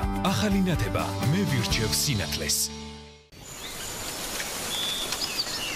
გადაცემის სპონსორია კურორტი კოხტამიდარდი. გადაცემის გენერალური სპონსორია სამშენებლო მასალების კომპანია ნოვა. წარმოება, იმპორტი, ექსპორტი. ნოვა.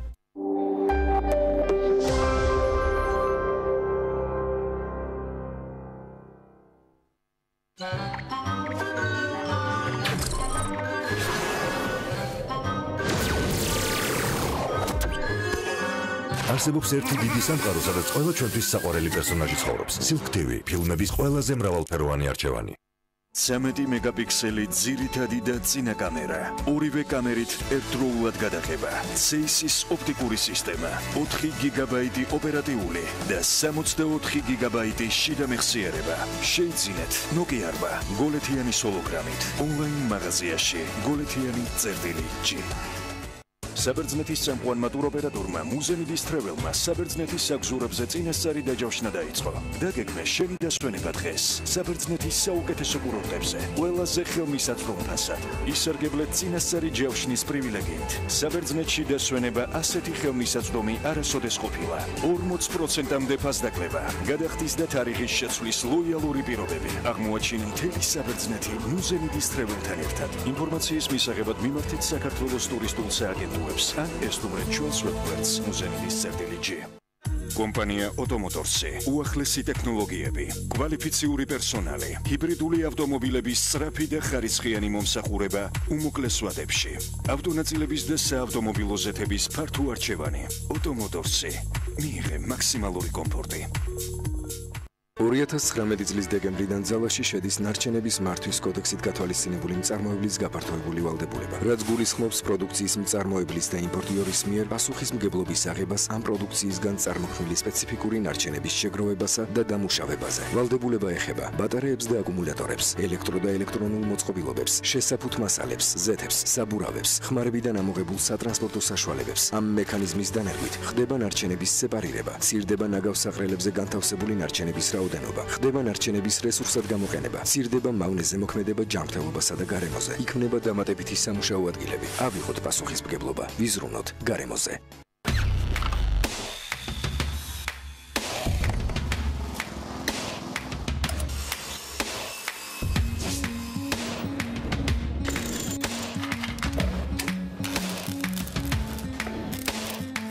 პროფესიონალი სამუშაო ხელსაწყოები. ინკკო, შექმენი სამყარო შენივე ხელით. ჩვენი მისია ვიზრუნოთ პაციენტების ჯანმრთელობაზე. მივაწოდოთ მათ მაღალი ხარისხის სამედიცინო მომსახურება პროფესიონალთა გუნდის დახმარებით. კვალიფიციური медპერსონალი, უახლესი სამედიცინო აპარატურა. აირჩიეთ მხოლოდ საუკეთესო თქვენი ჯანმრთელობისთვის. უთარ ჩხეიძის 14, ტელეფონი 280415. ჰოსპიტალი სერტიფიცირებულია ISO 9001-2015 სტანდარტით. ელიზაბეთ ბლეკველის ჰოსპიტალი.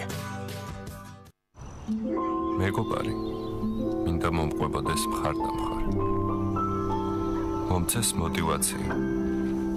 მომეხმაროს მიზნის მიღწევაში. მაჩვენოს მეთლის მეორე მხარეც. მირჩიოს მიმართულება მარცხნი თუ მარჯვნივ. ჭირდება იყოს მოქნილი, რომ მომერგოს. მითხრას მხოლოდ მართალი. მენდოს და მივენდო. MPC შენი ფინანსური მრჩეველი.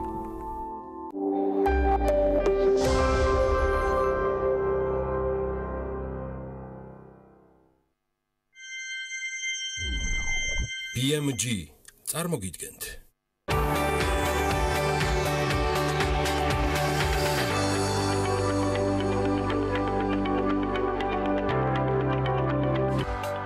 მიკროსათბურებში მცენარეების დისტანციური მოვლა. ბაზარზე Smart Grow Box ააბიბინე გამოჩნდა. სტარტაპის თანადამფუძნებელი თამთა დავითაია სტუმრად ქალების ნარატივში. თუ იმდენ შრომობ, რომ საუკეთესო გიწოდონ, მაშინ ყველაფერს გააკეთებენ იმისთვის, რომ სამუშაო ადგილები გამოყონ შენთვის. ეს თინათინ ახვლედიანი სიტყვებია. ახალგაზრდა ქართველი გოგონა ვარშავის უნივერსიტეტში ლექციებს კითხულობს. ნარატივით კი სამშაბათის გადაცემაში ერთვება. ეს ქალების ნარატივია. ვანცა ლაღიძესთან ერთად.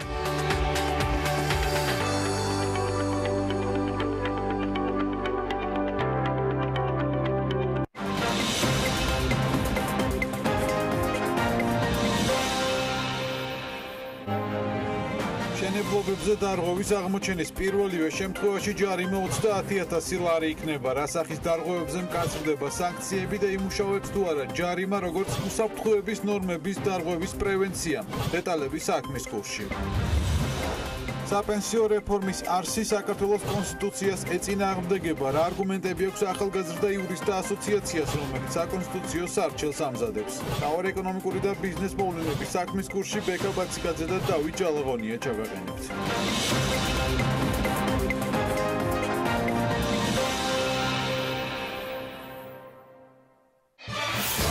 რეიტინგის 100%-იანი ზრდა.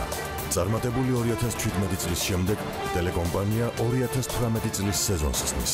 პირველი მთელი კვირა თქვენს სამსახურში. ორშაბათიდან პარასკევის ჩათვლით დღის ამბები დღეში ორჯერ, 2-ზე და 4-ზე.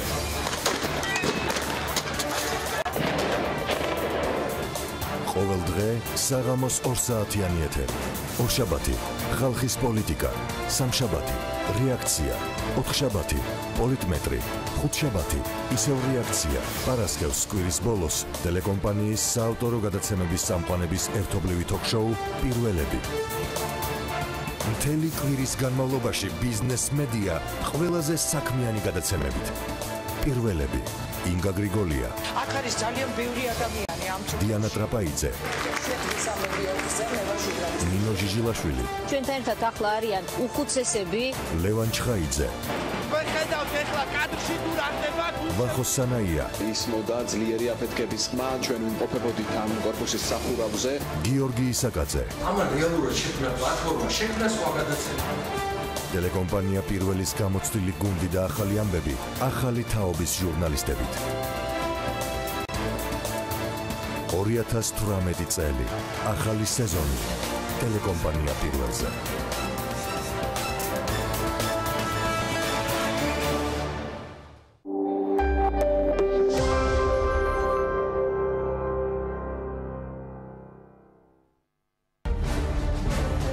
გადაცემის სპონსორია მრავალფუნქციური პროექტი Axis Towers-ი, თანამედროვეობის ახალი სტანდარტი. Axis Towers.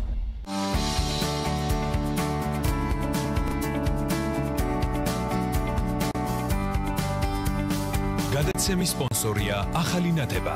ახალი ნათება მე ვირჩევ სინათლეს. გადაცემის სპონსორია კურორტი კოხტამი დარგი.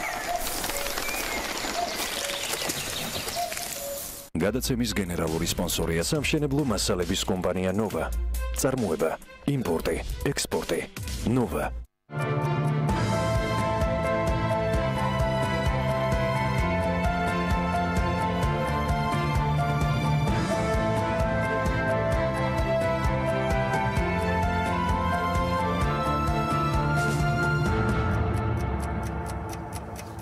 გამოდი დავინტერესდეთ რა ხდება მსოფლიო საფონდო და სასაქონლო ბირჟებზე ძირითადი ინდექსებით და სიახლეებით კვირის ჭრილში, რა თქმა უნდა, კვირა რომელიც მეტწილად მაინც პოზიტიური იყო მსოფლიო საფონდო ინდექსებისთვის, მაგრამ უფრო ჩაშლილად, უფრო დეტალურად, ძალიან გამართული და მწყობრი ნარატივი ტრადიციულად გოგა მელიქიძე, საბირჟო მიმართულების ხელმძღვანელი გვერდება გალტენ ტაგარტის სათაო ოფისიდან. მე მას მივესალმები. დილა მშვიდობის გოგა, რა რეზუმეს გაუკეთებ გასულ კვირას ძირითადი ინდექსების მიმართულებით? დილა მშვიდობის გიორგი, მივესალმები ტელემაყურებელს.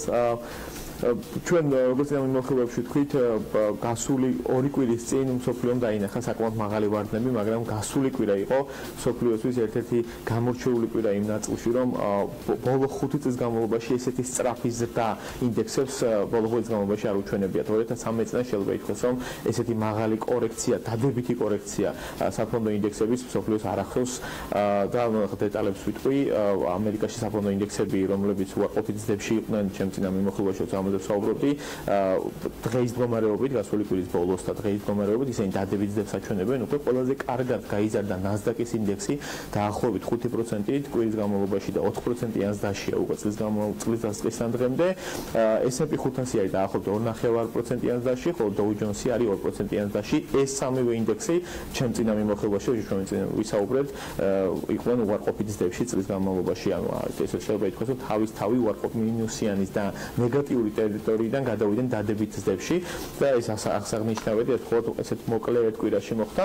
ამის გამსაზღვრელი მიზეზი შეიძლება ითქვას ის, რომ რეალურად ის ინფლაციური მოლოდინი, რაც ამერიკის ეკონომიკაში და ზოგადად სოფლიო ეკონომიკის მოლოდინებშია, ეს გადაილახა ინვესტორების თვალსაზრისით. ან ყოველ შემთხვევაში უფრო სწორი შეფასება ამის იქნებოდა, რომ ფასში ჩაიდო, შეიძლება ითქვას და ახლა უკვე ასე ვთქვათ, სხვა ეკონომიკურ მაჩვენებლებს უყურებენ ინვესტორები.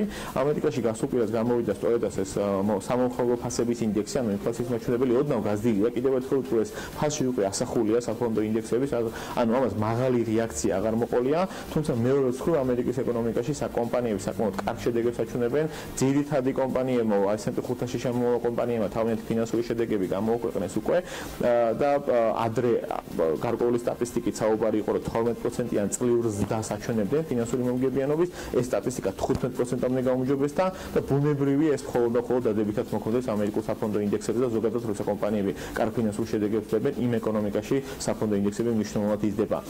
ეს ამ ორმა ესე ვთქვათ ფაქტორმა განაპირობა ასეთი სწრაფი ზრდა ამერიკის საფონდო ინდექსების, ანუ ეს კიდევ გავიმეორებ, რომ გაქრა ესეთი მნიშვნელოვანი მოლოდინი ესე ვთქვათ ინფლაციური ფონის და რასაც მოყვება საპროცენტო განაკვეთების და მეორე მხრივ კომპანიებმა გააგრძელეს კარგი ფინანსური შედეგების ჩვენება. ამას ჩვენ როცა ესეთი მდგომარეობაა ხოლმე ბირჟებზე, როგორც ეს როცა კაპიტალის ბაზრები, ანუ უფრო მეტად აქციების ბაზრები კარგ პერფორმანსს აჩვენებენ, ფულის გადადინება ხდება ობლიგაციების ბაზრებიდან აქციების ბაზრში, იგივე დავინახეთ ჩვენ ამერიკის შემთხვევაშიც, გრძელვადიან ამერიკის სახელმწიფო ობლიგაციებზე მოთხოვნა მნიშვნელოვნად შემცირდა და ძირითადი თანხები გადაედინა, ესე ვთქვათ, აქციების ბაზარზე, შესაბამისად ამერიკის სახელმწიფო ობლიგაციებზე, 10 წლიან ობლიგაციებზე ამ მონაგები 4.8%-მდე გაიზარდა, რაც ბოლო 4 წლის მანძილზე არის ისტორიული მაქსიმუმი. ერთი როდესაც ვიტყვი ოქროს ფასზე და ნავთობის ფასზე, ნავთობის ფასი მნიშვნელოვნად გაიზარდა გასული კვირის განმავლობაში, სადღაც 5%-მდე და წლის დასაწყისთან დღემდე 3.5%-იან დასაჩვენებს. ოქროს ფასზე ვთქვათ, ოქროს ფასი გაიზარდა სადღაც დაახლოებით 3% და წლის განმავლობაში 3.5% არის გაზრდილი. ანუ სასაქონლო ბაზრებზეც ისეთ მნიშვნელოვან სასაქონლო ესე ვთქვათ კომოდიტებზე, როგორც არის ნავთობი და ოქრო, მანდაც დავინახეთ ზრდები გასული კვირის მანძილზე. ევროზონაში შეიძლება ითქვას, რომ მთლიანად იგივე სურათი გამოვითარდა, რაც ამერიკაში ძირითადად საფონდო ინდექსებმა თავიანთი საკმაოდ დადებითი პერფორმანსი აჩვენეს. TOXX 600, რომელიც ყველაზე მსხვილი ევროპული ინდექსია, სადღაც 3% გაიზარდა კვირის განმავლობაში და დადებით ტერიტორიაში გადავიდა, ისაც წლის განმავლობიდან წლის მანძილზე დასვე შევხედოთ.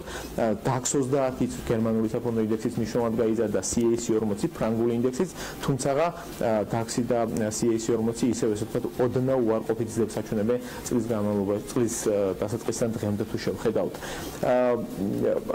რაც შეეხება ეკონომიკურ მაჩვენებლებს, ევროზონაში კიდევ უფრო კარგი ეკონომიკური მაჩვენებლებია ვიდრე ამერიკაში, იმ თვალსაზრისით, რომ 19 ქვეყნის ესე ვთქვათ წარმოების მაჩვენებელი გამოვიდა ევროზონის და 0.4% არის დეკემბერ-იანვარში გაზრდილი, რაც გასული წლის ანალოგიურ მაჩვენებლებთან საკმაოდ ესეთი 0.4% შეება. არ არის მაღალი ზრდა, მაგრამ ევროზონის საერთო შეწონილი ზრდისთვის საკმაოდ კარგი მაჩვენებელია.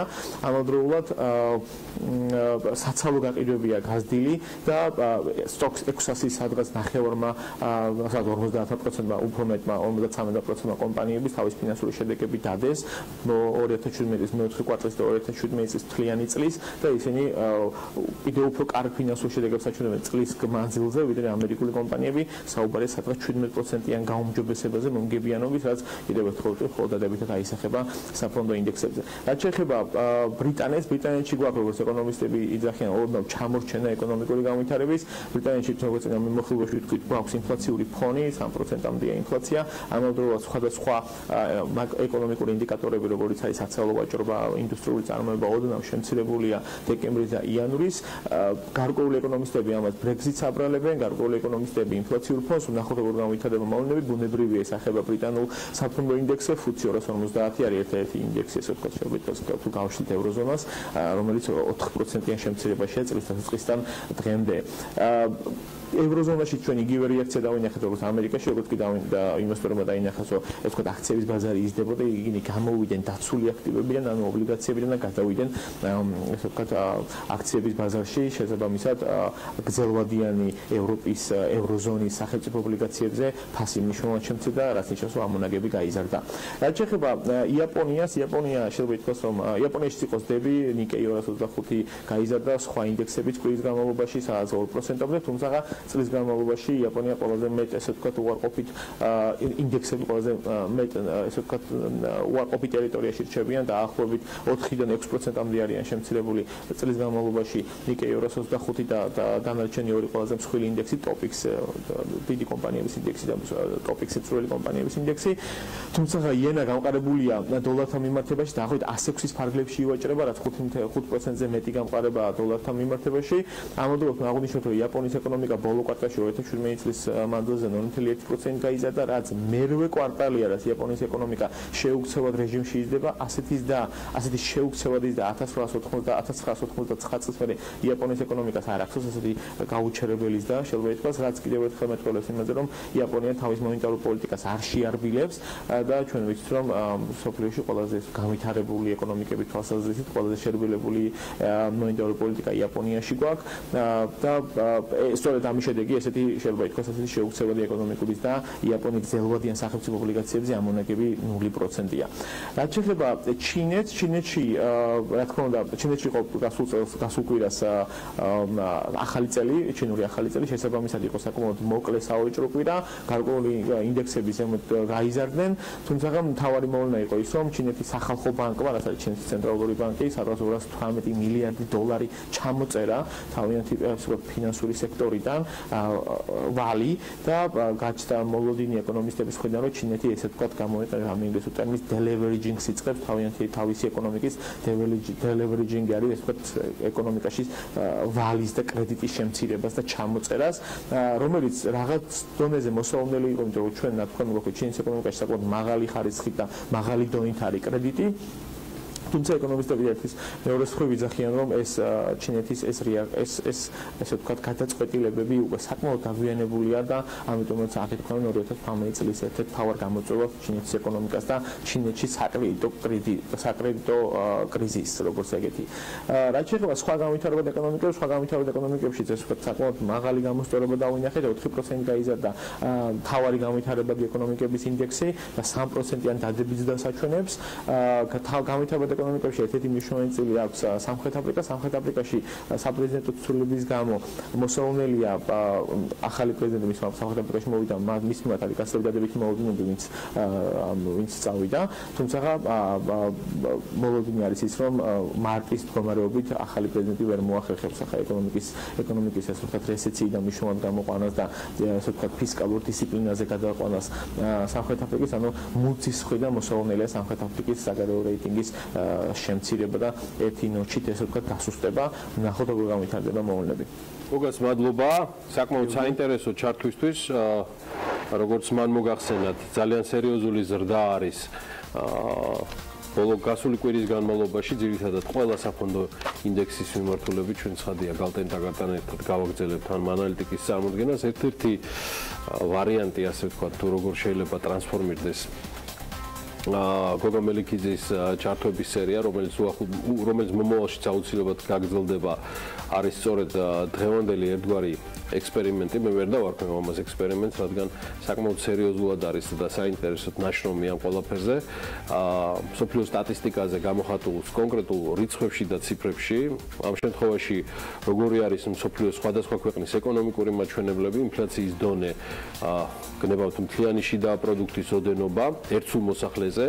მოკლედ Forbes-ის კონკრეტულ მასალაზე დაყრდნობით მარიამ ადამიანს და ანუკა ჯოხაძემ ძალიან საინტერესო მიმოხილვა შემოგთავაზეს და მე როგორც ვიცი, იმ მათ სურთ დასაწყისშივე რომ გააოცონ ევროპა და ამიტომ ევროპის ქვეყნების მიმოხილვით დაიწყებენ მიუხედავად იმისა რომ მთელი პლანეტის ასე ვთქვათ კონტინენტები უნდა დალაშქრონ და ამიტომ მე მათ მივესალმები მარიამ მანუკი დილამშვიდობის რა გაგვიმზადეთ მე მგონი საუბარია 2018 წლის კონკრეტულ სტატისტიკაზე რომელიც Forbes-მა სწორედ თებერვლის გამოცემაში დადო. შენ სწორედ აღნიშნე გიორგი, გამოცემა Forbes-მა თებერვლის ნომერში თავი მოუყარა საკვანძო ეკონომიკურ მაჩვენებლებს მსოფლიოს სხვადასხვა ქვეყნის შესახებ. ამიტომაც მსოფლიოს წამყვანი მკვლევარი ორგანიზაციებისა და ანალიტიკოსების პროგნოზებზე დაყრდნობით მოკლედ მოგყვებით ამ ქვეყნების მიმდინარე მდგომარეობებისა და განვითარების პერსპექტივების შესახებ. მსოფლიოს რიცხვებში შეჯამებას ევროპის კონტინენტის ქვეყნების ათეულით დავიწყებ, რაზეც ჩვენ ჟურნალისტი მუშაობდა ჩემთან ერთად ანუკა ჯოხაძე დილამშვიდობის ანუკი. რომელი ქვეყნით დავიწყოთ ჩვენი დღევანდელი მიმოხილვა. მარიამ დილამშვიდობის, მე დღევანდელი მიმოხილვა შენი საყვარელი ქვეყნით საფრანგეთით დავიწყებ, რომლის ეკონომიკური ზრდა შარშან 1.7% შეადგენს, ხოლო მთლიანი შიდა პროდუქტი ერთ სულ მოსახლეზე 40,000 ამერიკულ დოლარს აჭარბებს. შრომითი რეგულაციების შემსუბუქება საგადასახადო სისტემისა და სოციალური პოლიტიკის რეფორმირება. მაკრონის მთავრობის მთავარი საზრუნავი იქნება. აღნიშნული პოლიტიკიდან სრული სარგებლის მიღება საკმაოდ დიდი დრო დასჭირდება, თუმცა ეკონომიკის გამოცოცხლება მიმდინარე წელსო გახდება შესაძლებელი. კიდევ ერთ ქვეყანაზე გავამახვილოთ გვინდა თქვენი ყურადღება, ეს გერმანია. ეკონომიკური ზრდა ამ ქვეყანაში 1.8%-ია, მთლიანი შიდა პროდუქტი ერთ სულ მოსახლეზე 47,022 დოლარი, ინფლაცია კი 1.5%. ასე გამოიყურება გერმანია რიცხვებში, თუმცა ასევე უნდა აღინიშნოს ისიც, რომ ანგელა მერკელს კანცლერობის მეოთხე ვადაში საერთოს გამონახვა მოუწევს ულტრამემარჯვენე და ულტრამემარცხენე ძალებთან იმისათვის, რომ მთავრობამ ფუნქციონირება უბრალოდ შეძლოს. რაც შეეხება საგარეო ფრონტს, მის ძირითად გამოწვევად რუსეთი და ევროკავშირიდან დიდი ბრიტანეთის გასვლის პროცედურები სახელდება. ხოლო მარიამ საბერძნეთში გერმანიის მსგავსად ეკონომიკური ზრდა 1.8% ფიქსირდება, მთლიანი შიდა პროდუქტი კი ერთ სულ მოსახლეზე 18,736 ამერიკული დოლარია. ხოლო რაც შეეხება ინფლაციას, ის 1%-ია. საბერძნეთის მოსახლეობამ ამ ეტაპისთვის 11 მილიონს მიაღწია. იმის გათვალისწინებით, რომ 2018 წელს საბერძნეთში მთავრობის შეცვლის ალბათობა ძალიან მაღალია, უახლოეს პერიოდში ქვეყნის ევროზონიდან გასვლა სავარაუდოა, თუმცა ეს მიმდინარე წელს ნამდვილად არ იგეგმება. რაც შეეხება უკვე იტალიას. მინდა აღვნიშნო, რომ ქვეყანას კიდევ ერთი ახალი არჩევნებელის, რაც წლის მთავარი მოვლენაც იქნება. სავარაუდოა, რომ მოსახლეობის გულს ერთპიროვნულად ვერავინ მოიგებს და კოალიციის შექმნა გარდაუვალი იქნება. თავად ქვეყნის მონაცემებს თუ გადავხედავთ, ეკონომიკური ზრდა 1%, მთლიანი შიდა პროდუქტი კი სულ მოსახლეზე 34,074 დოლარს შეადგენს.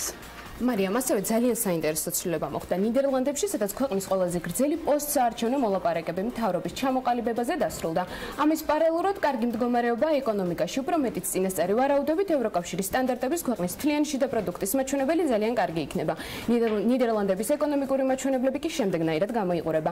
ეკონომიკური ზრდა 2.3%-ია, ხოლო მთლიანი შიდა პროდუქტი ერთ სულ მოსახლეზე 50,736-ია, რაც შეეხება ინფლაციას, ის 1.4%-ია. საკმაოდ საინტერესო წელი ელოდება ნორვეგიასაც, სადაც მიმდინარე წელს მთავრობა შეეცდება ფისკალური და მონეტარული პოლიტიკის გამოყენებით ეკონომიკური ზრდის ხელშეწყობას ისეთ სექტორებში, რომლებიც ნავთობის ინდუსტრიასთან კავშირში საერთოდ არ არის. აღნიშნულის მიზეზი ისაა, რომ ნავთობის ინდუსტრიის ზრდა შენელდა, ხოლო პოლიტიკურ ნაწილს რაც შეეხება რაიმე არასტანდარტული შემთხვევების მოლოდინი ნაკლებია ქვეყანაში, რადგან 2017 წელს არჩეულ მთავრობას შემდეგი 4 წლის პერიოდში არაფერი ემუქრება. მარიამ, ესპანეთში კი ეკონომიკურ გაჯანსაღებისკენ მიმართული მრავალი მოქმედებების მიუხედავად ქვეყნის პოლიტიკური მდგომარეობა სტაბილური მაინც არ არის. ამჟამინდელი მთავრობა, რომელსაც ვადა 2020 წელს ეწურება, შესაძლოა დროზე ადრე დაიშალოს, ის მიზეზიც კი შესაძლოა მიმდინარე წლის ბიუჯეტზე მისაღწევი შეთანხმებაც კი გახდეს. ქვეყნის ეკონომიკური ზრდა 2.8%-ს უტოლდება, მთლიანი შიდა პროდუქტი კი 30,688 დოლარია. ინფლაცია კი დაახლოებით 1%-ს აღწევს. შვედეთში კი მემარცხენე ცენტრისტული კოალიციისგან შემდგარ მთავრობას ვადის ამოწურვამდე სულ რაღაც რამდენიმე თვე დარჩა. სექტემბერში გასამართი საპარლამენტო არჩევნების შემდეგ მთავრობას სავარაუდოდ მემარჯვენე ცენტრისტული კოალიცია დააკომპლექტებს. მანამდე კი მოქმედი მთავრობა აქცენტს ჯანდაცვაზე და განათლების სისტემაში უფრო მეტი ფულის ინვესტირებაზე გააკეთებს. რაც შეეხება რიცხვებს, შვედეთის მონაცემები ასეთია. ქვეყნის ეკონომიკური ზრდა 2.4%, მთლიანი შიდა პროდუქტი ერთ სულ მოსახლეზე 56,000 ამერიკული დოლარი, ინფლაცია კი ჯამში 0.9%. მარიამ, შვედეთის ეკონომიკური მაჩვენებლების შემდეგ მე შვეიცარიაზე გადავალ, ამ ქვეყნის მთავარი საფიქრალი კი ევროკავშირთან ჰარმონიული ურთიერთობა აღმოჩნდა. ამ ყველაფრის ფონზე კი ქვეყანაში ანტისაიმიგრაციო და ულტრამემარჯვენე პარტიების ხელისშემწყობი ღონისძიებები სულ უფრო იზრდება. ქვეყნის ეკონომიკურმა ზრდამ 2017 წელს 1.4% შეადგინა, ხოლო მთლიანი შიდა პროდუქტი $4,599-ია, ხოლო ინფლაცია $0.6 და ბოლოს მოდით ჩვენი ჩამონათვალიანკო დიდი ბრიტანეთით დავასრულოთ, სადაც მიმდინარე წლის განმავლობაში კვლავ ბრექსიტი და მის ირგვლივ განვითარებული პროცესები რჩება ცენტრალურ საკითხებად. საინტერესოა, როგორ გადაწყდება მთავრობის შიგნით არსებული დაპირისპირება, რომელიც ევროკავშირთან არსებულ სამომავლო ურთიერთობას ეხება იმ დროს, როდესაც ერთი ჯგუფი მიიჩნევს, რომ ყველა ტიპის ინსტიტუციური ურთიერთობა სწრაფად უნდა შეწყდეს, მეორე ნაწილი კი არ იზიარებს ამ მოსაზრებას და ევროკავშირთან გარკვეული ტიპის ინსტიტუციურ თანამშრომლობას ეთანხმება. აქვე დავამატებ, რომ ქვეყანაში გასული 3 წლის მსგავსად წელსაც ეკონომიკური ზრდა მცირე იქნება და ის 1.3% შეადგენს. ასეთია ევროპის 10 ქვეყნის ძირითადი მაჩვენებლები, მომდევნო კვირის განმავლობაში კი დარწმუნებული ვარ, თითქმის ყველა კონტინენტზე ვამოგზაურებთ მაყურებელს და მიმოვიხილავთ ასე რომ დაგველოდეთ. ესე იგი, იმდენად გაამართლა ამ წყვილმა, რომ არ ვიცი ხო სოფლიო ეკონომიკას მე როდის ჩაიბარებთ ფიზიკურად. თვალ დაუდგეს ევროპას. მაგრამ ევროპით კარგად დაიწყეთ. შემდეგი სავარაუდოდ აზია. მაიმის სხვა შორის მინდოდა აი ამის კითხვა. Forbes-ი არ შემოფარგლულა მხოლოდ ევროპით. და ევროპის ქვეყნები. ანუ ხომ არ თვლით, რომ შემდეგ სამშაბათს გოგა მელიქიძის ამ შემთხვევაში ჩართვაზე უკვე გავამზადოთ შემდეგი ასე ვთქვათ ქვეყნებით და რეგიონებით. შემდეგი აზიის ტოპ-10 იქნება. აზია. კარგი, მე დარწმუნებული ვარ, გოგაც აზიაზე გააკეთებს აქციებს. უგმესი მადლობა, ძალიან საინტერესო ჩართვისთვის. მარიამ ადამია და ანუკა ჯოხაძე მუშაობდნენ თქვენთვის. ჩვენ სულ რამდენიმე წამში გიბრუნდებით შემდეგი სტუმრით.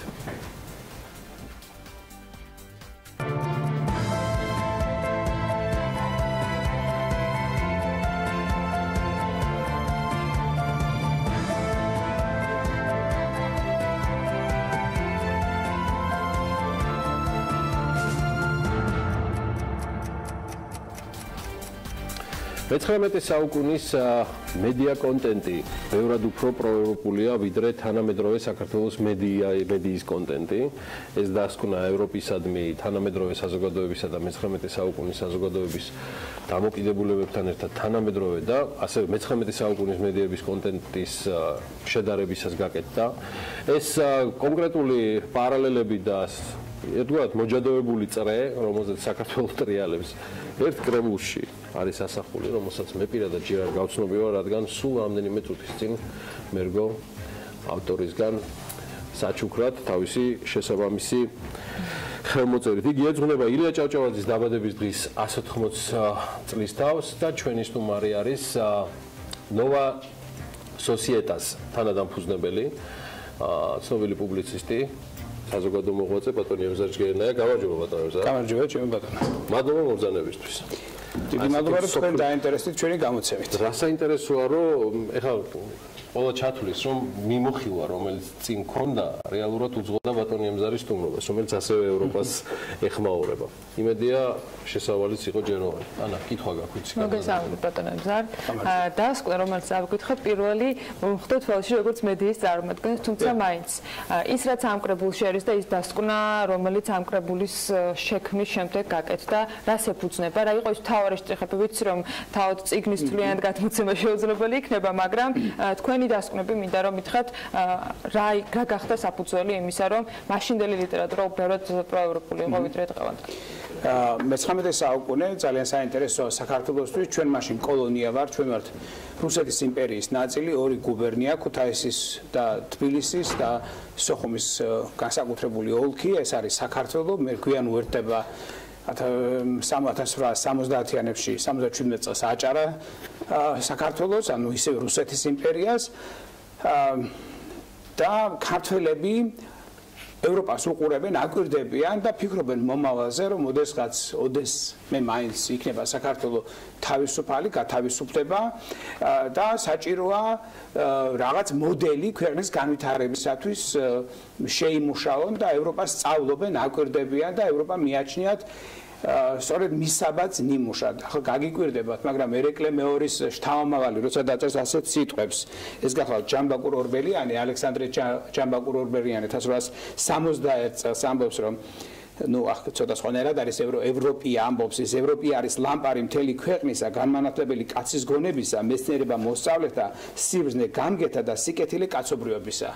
და სწორედ ამ სიკეთილეს კაცობრიობისას უნდათ ქართველებმა მიბაძონ და ისინი ამბობენ, რომ ქართველებმა უნდა ვისწავლოთ ევროპაში, ჩვენ არ უნდა ვისწავლოთ რუსეთში, რუსები თვითონ სწავლობენ ევროპაში და ჩვენ რატო უნდა ვისწავლოთ რუსეთში, ამბობენ და აქვთ პროექტი, ასე ვთქვათ, დასახული რომ ყველა ქართველმა ვისაც შეუძლია მიიღოს კარგი განათლება და ამის საფუძველი აქვს და ასე შემდეგ, რა, ინტელექტუალურადაც და ეკონომიკურადაც მაშინ ეს მნიშვნელოვანი საკითხები იყო, მაშინაც უნდა მიიღოს განათლება ევროპაში, რათა შემდგომ თუ ოდესმე საქართველოს დამოუკიდებლობა ეღირსება, ამბობს 1905 წელს ერთი ავტორი და ამბობს თუ ოდესმე დამოუკიდებლობა გვეღირსება, ჩვენ რომელიმე ერთ-ერთი ქვეყანა უნდა ავიღოთ მისაბაძად და მოდელად და მას უნდა მივბაძოთ. და ის აუცილებლად ევროპული ქვეყანა.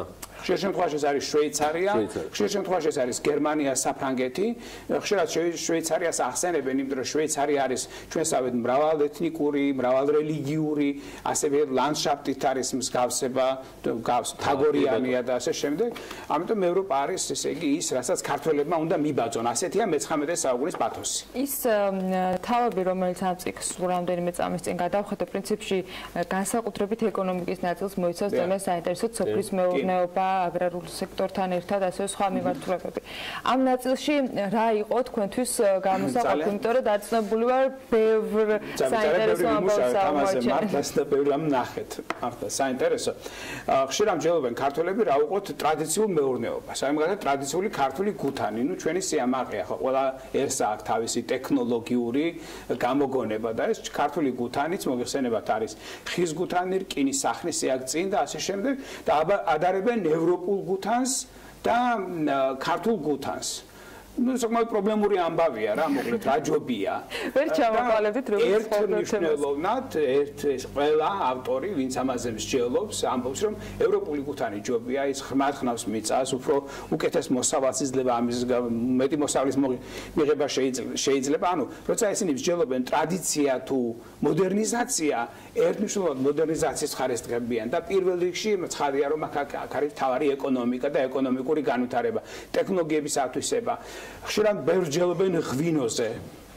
როგორ უნდა დავამზადოთ ღვინო ისე რომ არ გაგვიფურდეს გზაში და ამბობენ რომ ევროპელებისგან უნდა ვისწავლოთ ეს აი ნიკო ნიკოლაძეს ფანტასტიკური წერილი არის აქ რომ კი კარგი ჯიშები გვაქვს ღვინოს ადგილზე რომ სვამ ძალიან კარგია მაგრამ მაინც არ ვიცით ევროპულად როგორ უნდა გავაკეთოთ ეს და ევროპის ბაზარზე უნდა მოხდეს ჩვენი პროდუქტი და მოკლედ ერთი სიტყვით ყველა გამეცადინებულია არა მარტო ეკონომიკის სფეროში არამედ სკოლები განათლება სერგეი მესხი ჩადის მაგალითად ევროპაში აკვირდება განათლების სისტემას და ამბობს რომ რა მაგარი განათლების სისტემა აქვს ევროპელებს რა კარგია აი პოლონეთიც კი რომელიც არის ნაწილი მაშინ ავსტრია-უნგრეთის იმპერიის ნაწილი იყო ნაწილი რუსეთის საოცარი დაკვირვებები აქვს საზღვარზე ისინი ადვილად ხვდებიან როგორც კი გადალახავენ რუსეთის იმპერიას ხვდებიან 5 წუთში ერთ წამში რომ სხვა სამყარო იწყება უკეთესი გზები, ინფრასტრუქტურა, ტრანსპორტი, განათლება, სკოლები, ყველაფერი უკეთესია ვიდრე ეს არის რუსეთის იმპერიაში. მაგრამ იმაზე დარწმუნებული რომ კიდევ უფრო მეტ დაინტერესებს ეს წიგნი ამ საუბრის შემდეგ, მაგრამ მაინც როდესაც თქვენ გააწყობთ რომ კრებული გაგეკეთებინათ გამომცემლობას, ვინ იყო სამიზნე აუდიტორია და რატომ გახდა დღეს მნიშვნელოვანი და აქტუალური ეს? მთელი საზოგადოება არის ჩვენი სამიზნე აუდიტორია, უნდა ითქვას რომ ჩვენ ჩემი ასაკის ადამიანები განსაკუთრებით მგონი რომ დღეს ასე არ უნდა იყოს ჩვენ ისტორიას გვასწავლიდნენ რომ საქართველოს ჰქონდა ერთადერთი არჩევანი რუსეთი ჩვენ უნდა აგვერჩია მხოლოდ რუსეთი რომ ერეკლე მეორე მხოლოდ ამისთვის იბრძოდა მაგრამ თანამედროვე კვლევები აჩვენებს იმას რომ ერეკლე ძალიან ბევრს იბრძოდა იმისთვის რომ დაემყარებინა კავშირი ევროპელ პოლიტიკოსებთან და ახლა ქართველი მკვლევარები უკვე პოულობენ საკმარისად საინტერესო მასალას ევროპული მცდელობებისა ერეკლე მეორის და ჩვენ და ეს ნაწილი ჩვენი ევროპული ასე ვთქვათ იდეებისა რომ ქართველებს მუდამ სურდათ ევროპასთან ურთიერთობა ეს საბჭოთა ისტორიოგრაფიას ღრმად ქონდა დამარხული და ჩვენი მიზანი იყო სწორედ საზოგადოებისთვის გვეჩვენებინა რომ ეს გამოგონება კი არ არის, ვინმე კი არ გამოიგონა ახლა რომ ჩვენ ევროპელობა გვინდა და ევროკავშირის წევრობა გვინდა და ევროპულ საზოგადოებასთან ურთიერთობა გვინდა, ეს გუშინდელი გამონაგონი არ არის, ეს არ არის იდეოლოგიური, ასე ვთქვათ, სატყუარა, არამედ ეს არის ჩვენი წინაპრების, დიდი წინაპრების დანატოვარი და ჩვენ ამით საზოგადოებას გავახსენეთ, რომ ევროპა არ არის გამოგონება, ევროპა არ არის ვინმეს ახირება, არამედ ეს არის ჩვენი მემკვიდრეობის ნაწილი, რომელიც ჩვენ დავიწყებული გვქონდა ამ საბჭოთა ისტორიოგრაფიის და განათლების სისტემის გამო. უცნობი მასალები, რომელსაც თქვენ როგორც გამომცემელმა რედაქტორმა თავი მოუყარეთ ბატონ ემზარ ამ ციგნში. პროცენტულად რამდენ შეადგენს რაც თქვენს არ იცოდით და თქვენთვისაც იყო აღმოჩენა ამ კვლევისას და ძიებისას. შეიძლება ითქვას, რომ სადღაც აი 70% რაც შეეხებოდა ევროპას სულებით ახალი მასალებია. ცხადია რომ ამას ახლა ადამიანები და მკვლევარები იცნობდნენ, მაგრამ ასე ერთად თავმოყრილი ერთ კრებულში გაანალიზებული და ასე შემდეგ პირველად გამოვიდა და ამით ძალიან ვამაყობთ. არ ვიცი საზოგადოებაც ალბათ დააფასებს ჩვენს შრომას. ან კრიტიკულ აზრსაც მოგვაწოდებს. ყველას მივიღებთ. რომელიც გიორგი მახსნა რეალურად კარგად აჩვენებს, რომ იმ საბჭოთა პერიოდის ნაწილში დავიწყებული თუ და ძალით დავიწყებული თუ რაღაცა ნებით მიტოვებული ამბები რეალურად სწორედ ამ წრის ნაწილი არის და ეხლა აღარ და მათომარისაი ჩემი ბოლო შეკითხვა არის ესეთი მათომარის ესეთი სხვაობა მე-19 საუკუნის ევროპულ ნარატივს და თანამედროვეობას და 21 საუკუნეში ბანაზარ ასეთი ტექნოლოგიური რევოლუციის ეპოქაში როცა მე და თქვენ ანა თითოეული ჩვენთაგანი და მაყურებელი ყოველდღე ახალ მიღწევებს ხედავთ გაჯეტიდან დაწყებული დამთავრებული კალმით და არის ესეთი მკვეთრი ნაპრალი აი აბსოლუტური დისონანსი ამას ბევრი ახსნა ჩვენ ამას ვშელობთ ამ კრებულში წინასე ყოვებაში მე და ბატონი გიორგი საბანაძე ვშელობთ ამის შესახებ მაგრამ რაც ახლა მოკლედ შეიძლება ითქვას ეს არის იმის გამო რომ ჩვენ სწორედ ეს წარსული დავივიწყეთ და ანტიევროპული ნარატივი არის რუსული ნარატივის ნაწილი და ეს საკმაოდ ძლიერია ჩვენ საზოგადოებაში და ამის გამო არის სწორედ ის რომ დღეს საქართველოში ხშირად გაიგონებთ ევროპის წინააღმდეგ ესე ვთქვათ მრავალ მოსაზრებას და ამის გამო არის ჩემი აზრით და მაშინ კოლონიის პირობებში მე-19 საუკუნეში საქართველო ხედავდა ერთადერთ ნათელ წერტილს ევროპას, ევროპულ სახელმწიფოებს, იმათ ტექნოლოგიებს და ჩვენ ეს დავივიწყეთ და სამაგიეროდ დავითვისეთ ლენინიზმის საფუძვლები, რუსული იმპერიალისტური დისკურსი და ეს დისკურსი ჯერ კიდევ ცოცხალია ჩვენ საზოგადოებაში საკმაოდ ძლიერად და სწორედ ეს გვინდოდა გვეჩვენებინა საზოგადოებისთვის რომ ეს დისკურსი არ არის ჩვენი დისკურსია მე-19 საუკუნეში ის რაც აქ არის მოქცეული და ეს უნდა გავაგრძელოთ ჩვენ. იმ მიზეზით რომ ჩვენ საერო საქმეებს ჯერ საკუთარი წყობა და მართვა არ მიჰნიჭებია, ჩვენი საერო ინტერესების ტვირთი ამჟამად ჩვენგან არჩეულ პირებს აწევთ ზურგზე. მათ ხელში ან მათ ხელში უნდა იყოს ჩვენი წარსულის განძის დაცვა, ჩვენი ახლანდელი შრომის წინამძღვრობა, ჩვენს მომავალ ბედზე მზრუნველობა. აი ამ ძიმე ტვირთს და პასუხი გაგებას კაი მაგარი ბეჭი სჭირია. როგორც მეთაური გვეყოლება არჩეული, ისეთი მსვლელობა გვექნება და ექნება ჩვენ საერო საქმეს და ისეთივე პატივი გვეღირსება მეზობლებისა და უცხოელებისგან. ეს არის ამონარიდი ნიკო ნიკოლაძის სტატიიდან, რომელსაც შინაური მიმოხილვა ჰქვია.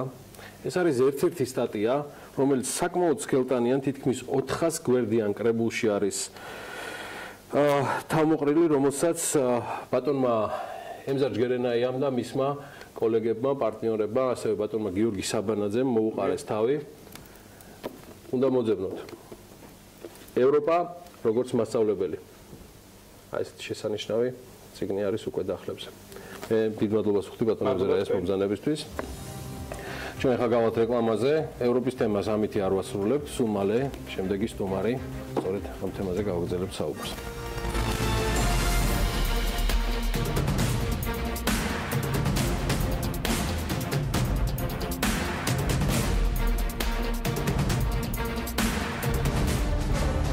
გადაცემის სპონსორია მრავალფუნქციური პროექტი Axis Towers-ი, თანამედროვეობის ახალი სტანდარტი. Axis Towers.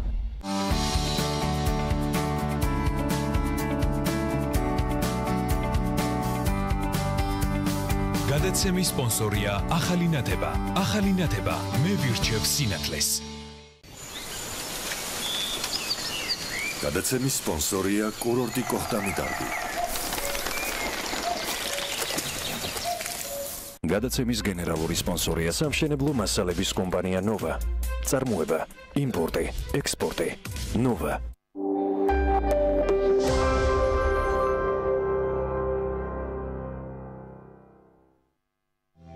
ჩვენი მისია ვიზრუნოთ პაციენტების ჯანმრთელობაზე. მივაწოდოთ მათ მაღალი ხარისხის სამედიცინო მომსახურება პროფესიონალთა გუნდის დახმარებით. კვალიფიციური მედპერსონალი, უახლესი სამედიცინო აპარატურა. აირჩიეთ მხოლოდ საუკეთესო თქვენი ჯანმრთელობისთვის. უთარ ჩხეიძის 14, ტელეფონი 218-04-15. ჰოსპიტალი სერტიფიცირებულია ISO 9001-2015 სტანდარტით. ელიზაბეთ ბლეკველის ჰოსპიტალი.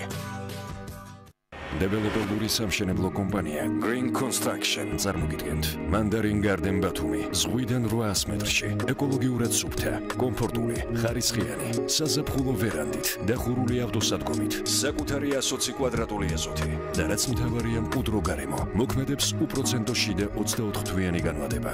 დამატებითი ინფორმაციისთვის დაგვიკავშირდით 558 9908. მისამართი ბათუმი გამსახურდიას 28-30.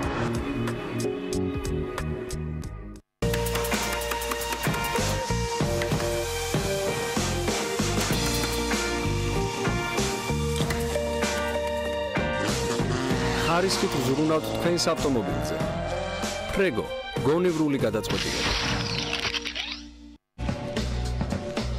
შეიძლება ამბობენ, რომ ყვავილი ყველა ქალს არ უყვარს, მაგრამ როდესაც ჩუქნი ამელის თაიგულს, ურთიერთობა განსაკუთრებული ხდება. ყვავილების მაღაზია ამელი. გახსენით ერთწლიანი ანაბარი ლარში და მიიღეთ გაზრდილი საპროცენტო განაკვეთი და საჩუქრები VTB ბანკისგან. რაც უფრო დიდია თანხა დეპოზიტზე, მით მეტი საჩუქარი გელით. სასაუბრო დრო მობილურზე 1 წლის განმავლობაში. პირადი ბანკირის მომსახურება და რაც მთავარია, ბილეთები UEFA-ს ჩემპიონთა ლიგაზე ან მსოფლიო ჩემპიონატზე ფეხბურთში. VTB ბანკის ვადიანი ანაბარი ლარში. სანდო და ხელსაყრელი არჩევანი.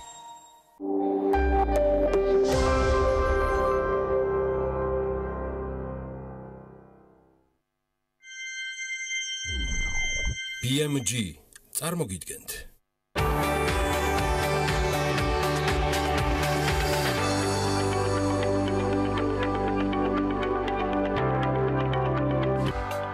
მიკროსათბურებში მცენარეების დისტანციური მოვლა. ბაზარზე Smart Grow Box ააბიბინე გამოჩნდა. სტარტაპის თანადამფუძნებელი თამთა დავითაია სტუმრად ქალების ნარატივში.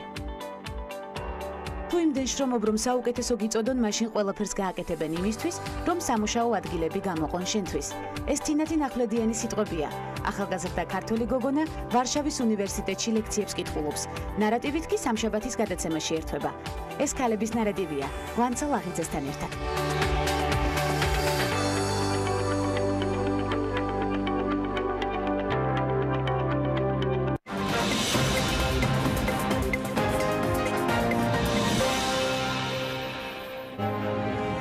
მშენებლობებზე დარღვევის აღმოჩენის პირველივე შემთხვევაში ჯარიმა 30,000 ლარი იქნება. რასახის დარღვევებზე მკაცრდება სანქციები და იმუშავებს თუ არა ჯარიმა, როგორც უსაფრთხოების ნორმების დარღვევის პრევენცია. დეტალები საქმის კურსში. საპენსიო რეფორმის არსი საქართველოს კონსტიტუციას ეწინააღმდეგება. რა არგუმენტები აქვს ახალგაზრდა იურისტთა ასოციაციას, რომელიც საკონსტიტუციო სარჩელს ამზადებს. მთავარი ეკონომიკური და ბიზნეს მოვლენების საქმის კურსში ბეკა ბაციკაძე და დავით ჭალაღონია ჩავაყენებთ.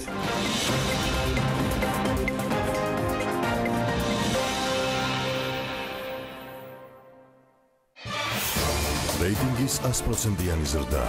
წარმატებული 2017 წლის შემდეგ ტელეკომპანია 2018 წლის სეზონს ხსნის. პირველი მთელი კვირა თქვენს სამსახურში.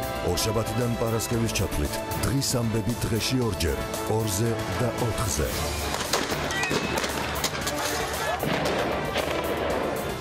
ყოველ დღე საღამოს 2 საათიანი ეთერი. ორშაბათი ხალხის პოლიტიკა, სამშაბათი რეაქცია, 4შაბათი პოლიტმეტრი, 5შაბათი ისევ რეაქცია. პარასკევს კვირის ბოლოს ტელეკომპანიის საავტორო გადაცემების წამყვანების ერთობლივი თოქ-შოუ პირველები. მთელი კვირის განმავლობაში ბიზნეს მედია ყველაზე საქმიანი გადაცემებით. პირველები ინგა გრიგოლია, აქ არის ძალიან ბევრი ადამიანი ამ დიანა ტრაპაიძე, ნინო ჟიჟილაშვილი, ჩვენთან ერთად ახლა არიან უხუცესები, ლევან ჩხაიძე, ხედავთ ეხლა კადრში თუ რა ხდება, ვახო სანაია, ის მოდა ძლიერი აფეთქების ხმა ჩვენ ვიმყოფებოდით ამ კორპუსის სახურავზე. გიორგი ისაკაძე. ამან რეალურად შექმნა პლატფორმა, შექმნა სხვა გადაცემა. ტელეკომპანია პირველის გამოცდილი გუნდი და ახალი ამბები, ახალი თაობის ჟურნალისტებით. 2018 წელი, ახალი სეზონი, ტელეკომპანია პირველზე.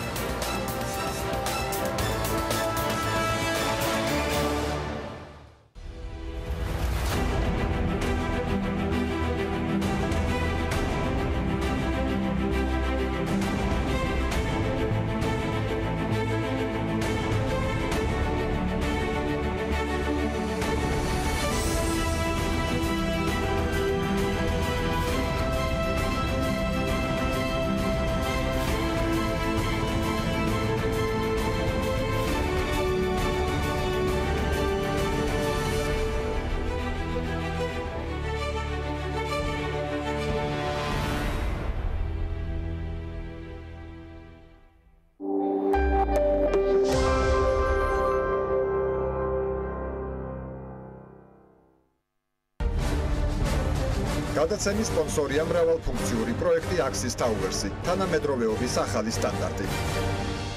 Axis Towers.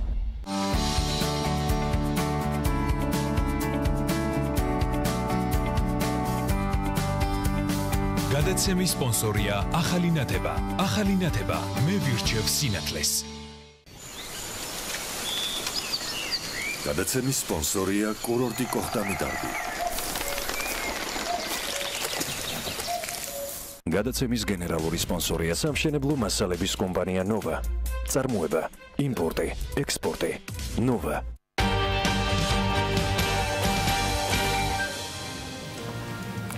იმ შემთხვევაში, თუ კი უვიზო რეჟიმით განსაზღვრული პირობების დარღვევის რაოდენობა გაიზრდება, გერმანია შეჩერების მექანიზმის ამოქმედების განხილვას დაიწყებს. ეს განცხადება ეკუთვნის გერმანიის შინაგან საქმეთა მინისტრს. რამდენად მკაფიოა ევროპის მხრიდან ვიზა ლიბერალიზაციის შეჩერების შესახებ გამოგზავნილი შეტყობინებები და რაშია გამოსავალი. თემის დეტალები თათია ჩაფეჩაძის სიუჟეტში ვნახოთ, შემდეგ უკვე ჩვენ სტუმართან კახა გოგოლაშვილთან გავაგრძელებთ საუბარს.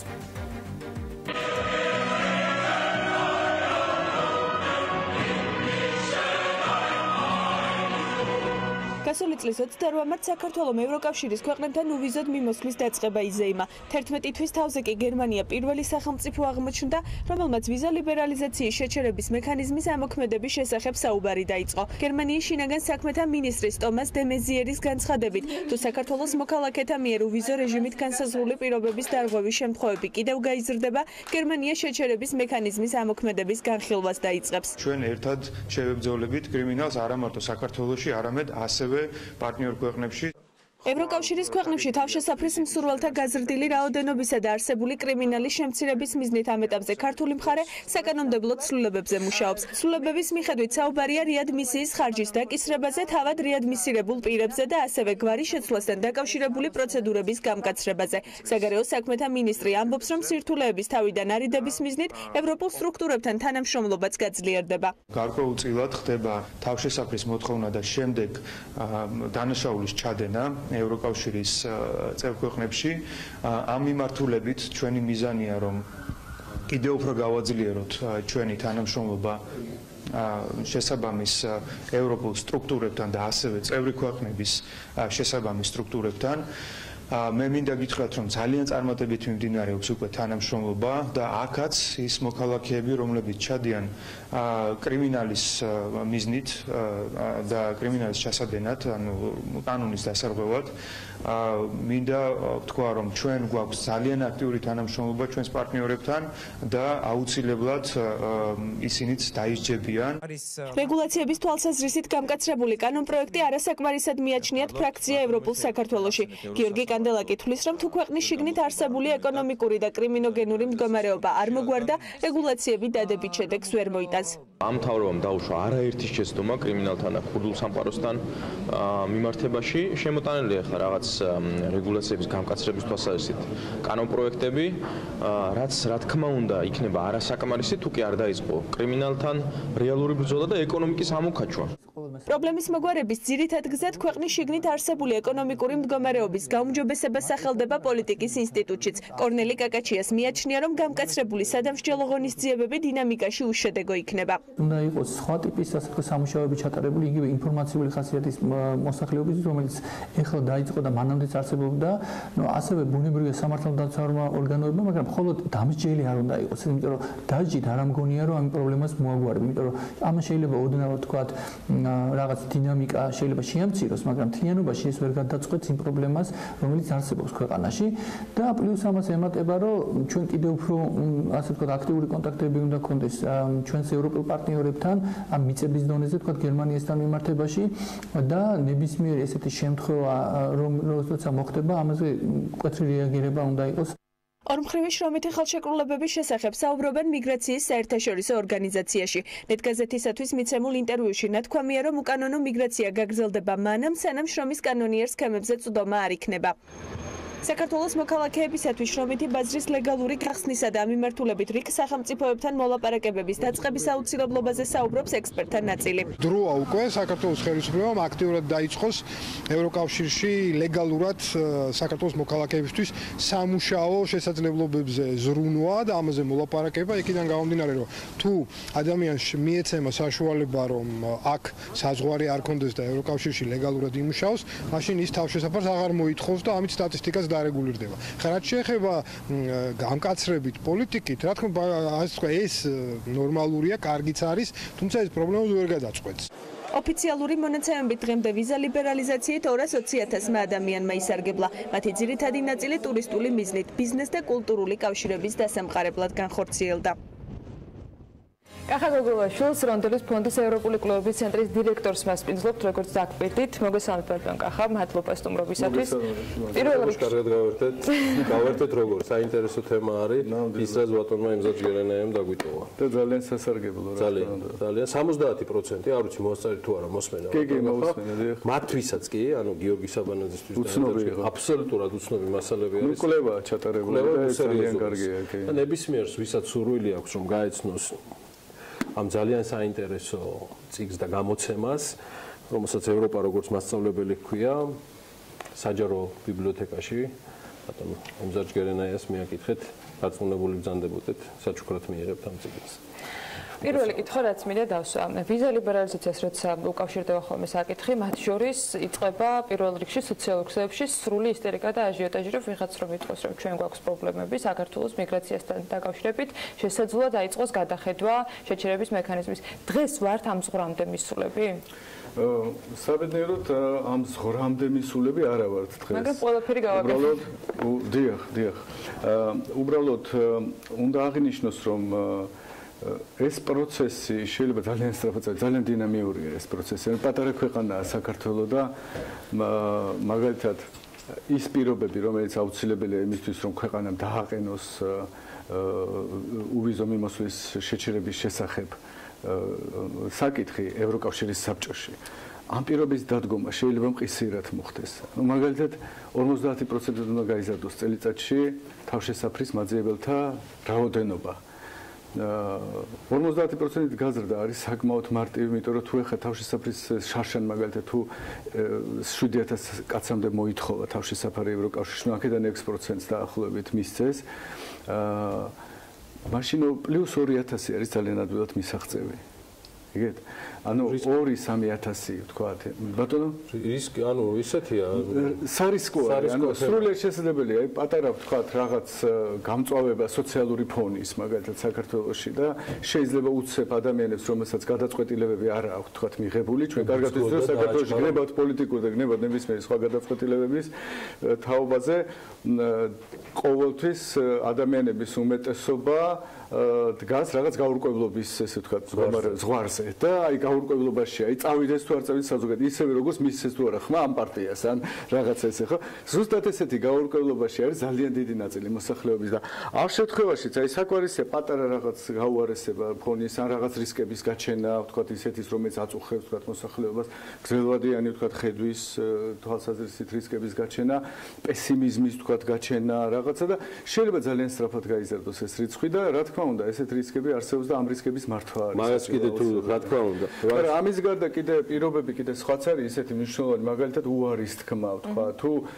ეს ყველაფერი დაკავშირებულია სხვადასხვა ფაქტორებთან მაგალითად საქართველოს მოქალაქეებს დღეს უარსებდნენ დაახლოებით 1%-ს უთხრეს შარშან ხო უარი გასვლაზე ხო მცირე რაოდენობა მაგრამ საკმარისია ვთქვათ გაიზარდოს ინფორმაცია იმ შესახებ მეტი ინფორმაცია გაჟონოს იმ შესახებ რომ ქართველები თურმე იქ ჩადიან რაღაც დანაშაულებს და ასე შემდეგ არ არის გამორიცხული რომ ბევრ ქვეყანაში ეს რაოდენობა ანუ უარის თქმის რაოდენობა გაიზარდოს ისევ თუ 50%-ით იზრდება ეს რაოდენობა მაგალითად შარშან თუ 1%-ს უთხრეს უარი და წელს რო 2%-ს უთხრან უკვე უარი ხო ეს უკვე შეიძლება იყოს იმის პირობა ან შეიძლება ფაქტორი იმისა რომ პროცესი საკმარისი იყოს იმისთვის რომ ქვეყანამ გააკეთოს განცხადება რომ შეუჩერეთ საქართველოს რა თქმა უნდა პოლიტიკური კომპონენტი არის ძალიან მაღალი ანუ იმ ქვეყანას რა ურთიერთობა აქვს საქართველოსთან როგორი ურთიერთობის იმედი აქვს მომავალში რამდენად ჭირდება საქართველოს და ასე შემდეგ ეს ყველაფერი ძალიან მნიშვნელოვანია იმიტომ რომ უვიზო მიმოსვლის შეჩერება ქვეყნისთვის რომელსაც ეხლა მიაინჭეს ხო ეს პოლიტიკურად ცოტა სარისკო და არასასურველი მოვლენა არის იგივე გერმანია მაგალითად განცხადება კი გააკეთა ესეთი გამაფრთხილებელი მაგრამ გერმანიისთვისაც ძნელი გადასაწყვეტი იქნება რომ საქართველოს მიმართ ეს შეიტანოს ეგეთი განცხადება იმიტომ იცის რომ ის გამოიწვევს ძალიან ბევრ უარყოფით ეს თქვა რაღაც დინებებს საქართველოში ვიყოთ ოპტიმისტები და არ ვისაუბროთ იმაზე რომ ორჯერ შეიძლება გაიზარდოს თქვა თუნდაც უარის თქმის მაჩვენებელი ან თავშესაფრის მაძიებელთა რაოდენობა იმისათვის რომ ეს საკითხი აღარ იდგას დღესდღეობით რიგზე და დღეს რა მონაცემებიც გვაქვს ეს მონაცემებიც კი აღარ ქონდეს და ის მოსაზრება რომ თუ შეგნება უნდა ამაყალდეს საზოგადოებაში ცოტა რთულად წარმომიდგენია რაიმე შურელი იყოს მაგრამ მეორეს მხრივ უნდა არსებობდეს ალბათ რაიმე თქვა უფრო ქმედითი ნაბიჯები ხელისუფლების მხრიდან ან ბერკეტები რომელიც ამ ყველაფერს რეალურად შეუქმნის საფუძველს რომ არ იყოს ასეთი მონაცემები და ასეთი განცხადებები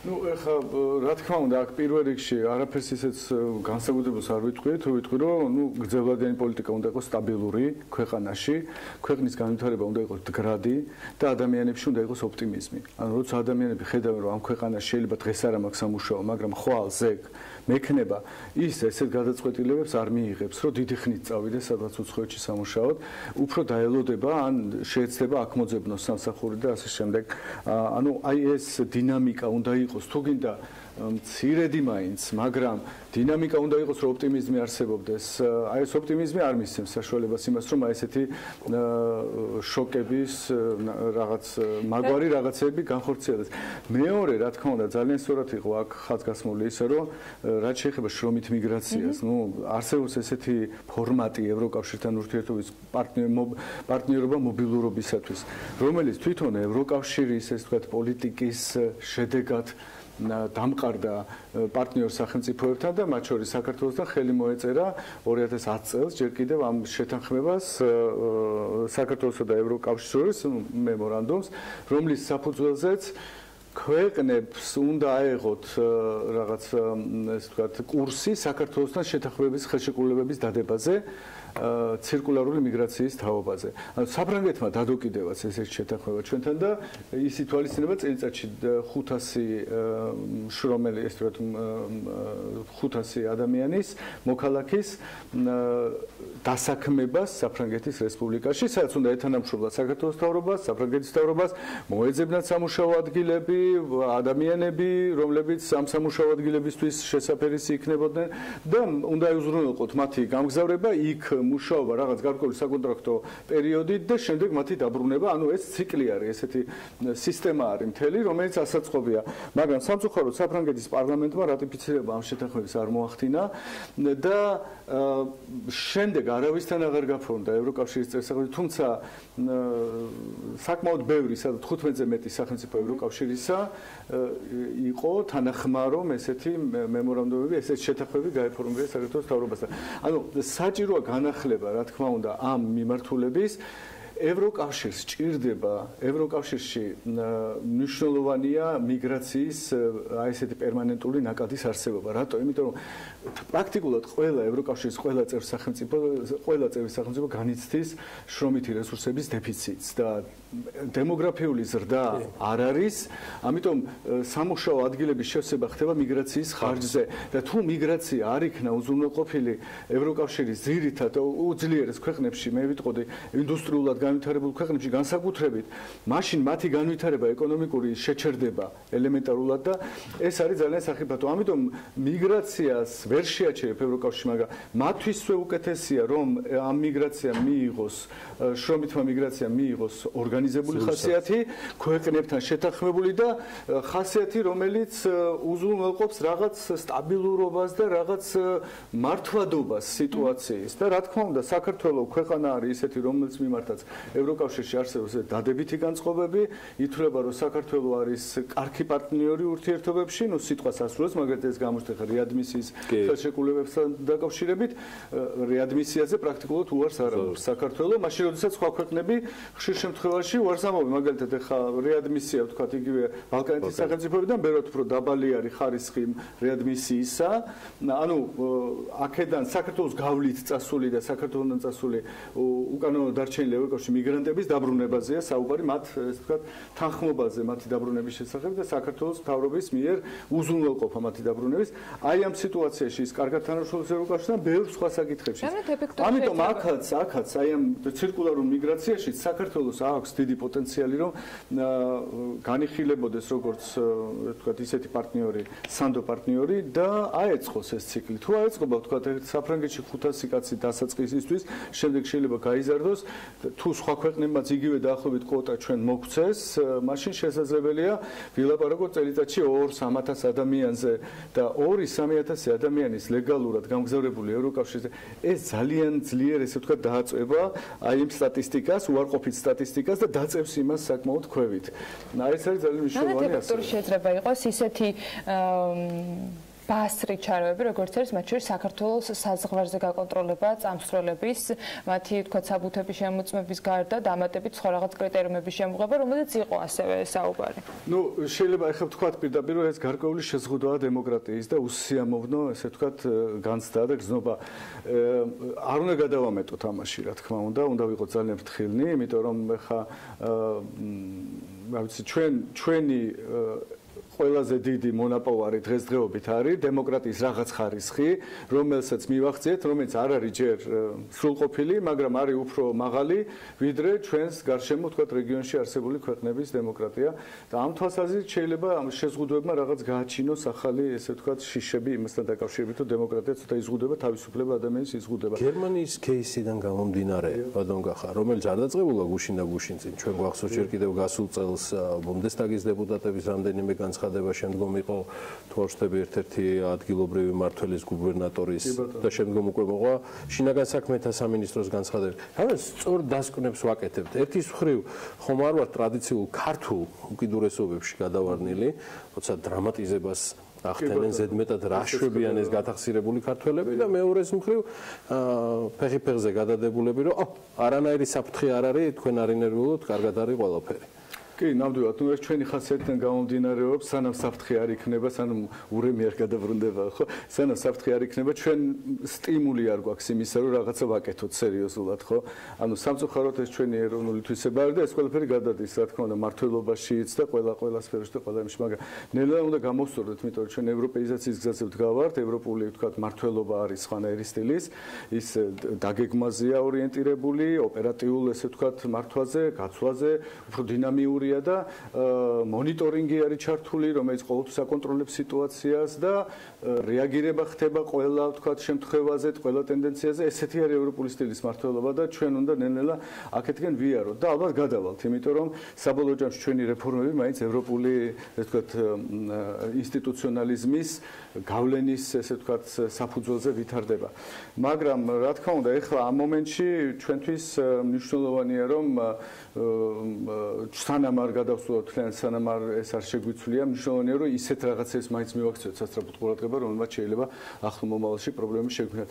ახლა უვიზო მიმოსვლის რეჟიმი შეიძლება ძალიან ბევრი ადამიანი მაგალითად ამბობს საქართველოში ალბათ 70% მოსახლეობისა ალბათ ჯერჯერობით მაინც ვერ სარგებლობს ამისთვის სამწუხაროდ ღარიბი ქვეყანა ვარ და ესე ვთქვათ სამოგზაუროდ ბევრს არ გააჩნია თანხები და არ აქვს ინტერესი შეიძლება ითქვას და ბევრი ამბობს ეს რაღაცას რომ ნუ რაში გჭირდება გინდა გაუქმებიათ გინდა არა ჩვენი სურათია მე მაინც ვერ მიდივარ მაგრამ ყველამ უნდა იფიქროს იმაზე რომ შეიძლება თვითონ ვერ მიდის მაგრამ მისი შვილი მისი ბიძაშვილი მისი ახლობელი შეიძლება წავიდეს ხვალ შეიძლება თვითონაც წავიდეს თუ თვითონ არა მისი შვილი წავა გაიგეთ ანუ ეს არის მნიშვნელოვანი ყველამ გაითავისოს ეს საკითხი რომ ეს მნიშვნელოვანია საქართველოსთვის ჩვენი მომავლისთვის და ჩვენი და არა მხოლოდ განვითარებისთვის და რა თქმა უნდა ეს არის ჩვენი ასოცირება ევროკავშირთან რეალური სოციალიზაცია ჩვენი ევროკავშირთან და ამას უნდა მიიქცეს ყურადღება რა გითხრათ ხა ვფიქრობ რომ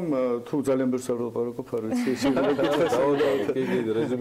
თუ გნებათ რა ვიცი კითხვა დამისვით თუ გნებათ ბოლო ან ხო ესე ჯობს ანუ რეალურად რეზუმირებისთვის ბატონ კახა მე მგონი რაღაცა ნაბიჯ პირველ რიგში ინსტიტუციონალიზაცია შრომითი ურთიერთობების ალბათ ეს არის უმთავრესი რაც უნდა გავაკეთოთ და აქაც მაქსიმალურად ვეცადოთ მე მგონი ემოციები ცოტა დავწიოთ უკან ნუც გავაბაიბურებთ ამ საფრთხეებს და მეორეს მხრივ ნურს გავაბუქებთ ძალიან ეხლა ის რომ დავიმახსოვროთ რომ ეხლა უვიზო მიმოსვლის რეჟიმის გაუქმების მექანიზმში ჩადებულია ის პირობები რომ თუ უქმდება 9 თვით უქმდება ყოველთვის არ უქმდება ჩვენ გვაქვს ასოცირების შესახებ შეთანხმება დადებული რომელიც ეს თქვა ზოგადად ავალდებულებს ორივე მხარეს რომ მოახდინონ მეტი და მეტი ლიბერალიზაცია ადამიანების გადაადგილების ანუ ჩვენ უნდა წავიდეთ არა მარტო სამთვიანი რეჟიმიდან ჩვენ უნდა ვიაროთ ნელ-ნელა სრულფასოვან უვიზო რეჟიმად როდესაც ადამიანს თავისუფალი გადაადგილება შეიძლება და როდესაც დასაქმების უფლებაც ექნება ევროკავშირში ხო ანუ რეზიდენტობის უფლებაც ექნება მარტივად ხო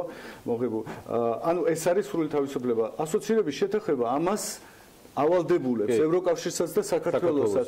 ამიტომ ეხლა თუ ეს რეჟიმი გაუქმდება, ეხლაც კი თუ რაღაცა მოხდა ვთქვათ და გაუქმდა საოცრება, ანუ ერთ-ერთმა ქვეყანამ განაცხადი გააკეთა და დანარჩენებმა გავლენიანი ქვეყანაა ძალიან გერმანია. თუ ის განაცხადს გააკეთებს, დიდი ალბათობით თანაც ჩვენ ვიცით, რომ ევროკავშირის თვითონ ევროკომისიის ანგარიში ეწერა, რომ ესეთი პრობლემები კრიმინალთან დაკავშირებული განსაკუთრებით პრობლემები არის სხვა ქვეყნებშიც, ესპანეთი, იტალია, საბერძნეთი, თუ გნებავთ საფრანგეთი და კიდე რამდენიმე ქვეყანაში ეგ ხმალაგებული ბოლო ხანებში დაიწყო უარის თქმა შეშვებაზე ანუ ესე იგი იქაც ადგილი აქვს რაღაც ასეთი მიმდინარეობს ანუ შეიძლება დაუჭირონ ხარ და გაუქმო მაგრამ ეს გაუქმება ხდება 9 თვით და 9 თვეში უნდა გადახედონ 9 თვე შენ გეძლევა მე იმისთვის რომ გამოასწორო სიტუაცია მაგრამ ჯობია რომ არ მივიყვანო რა თქმა უნდა აქამდე მადლობა ბატონო კახა დიდი მადლობა კახა გოგოლაშვილს რონდელის ფონდის ევროპული კვლევების ცენტრის დირექტორს მადლობა მას საინტერესო საუბრისთვის ჩვენ გავალთ ახლა რეკლამაზე გავაცილოთ ბატონ გახსოვთ და სულ მალე გიბრუნდებით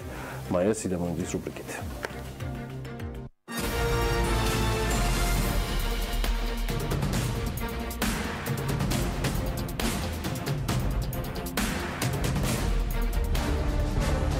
გადაცემის სპონსორია მრავალფუნქციური პროექტი Axis Towers-ი, თანამედროვეობის ახალი სტანდარტი. Axis Towers.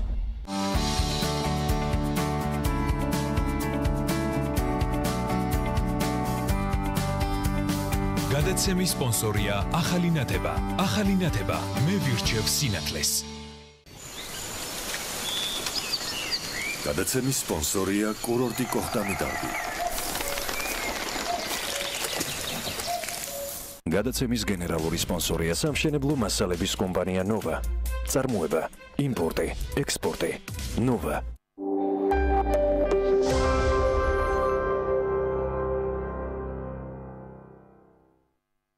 მრავალფუნქციური საცხოვრებელი კომპლექსი აისი ბათუმის ახალ ბულვარში. ბინები 35 კვადრატული მეტრიდან ხედებით ზღვაზე, აუზით და ავტოპარკინგით. შეიძინეთ ბინა და მიიღეთ 30%-იანი ფასდაკლება ავტოსადგომზე. ახალი ხედვა. შეხედე სამყარო სახლებურად. ჩვენი მისიაა ვიზრუნოთ პაციენტების ჯანმრთელობაზე. მივაწოდოთ მათ მაღალი ხარისხის სამედიცინო მომსახურება პროფესიონალთა გუნდის დახმარებით. კვალიფიციური მედპერსონალი, უახლესი სამედიცინო აპარატურა. აირჩიეთ მხოლოდ საუკეთესო თქვენი ჯანმრთელობისთვის. უთარ ჩხეიძის 14. ტელეფონი 218-04-15. ჰოსპიტალი სერტიფიცირებულია ISO 9001-2015 სტანდარტით. ელიზაბეთ ბლეკველის ჰოსპიტალი.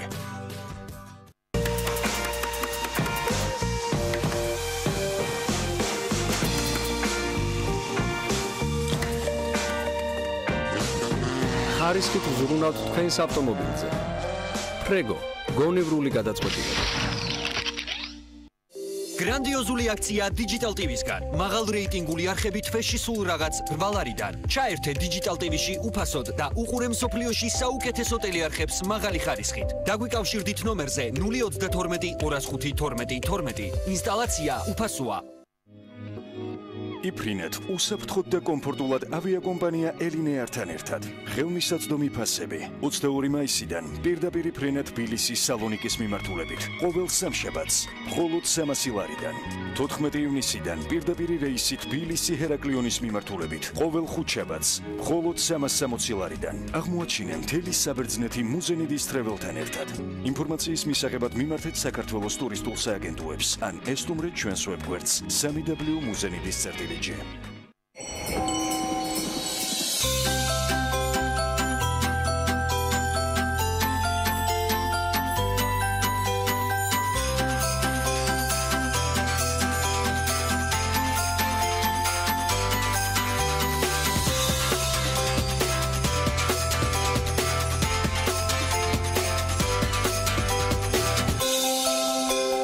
მართალია რომ მხოლოდ ფუნქციონ დიახ, მართალია.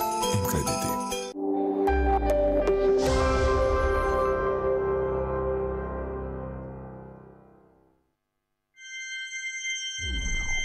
BMG წარმოგიდგენთ.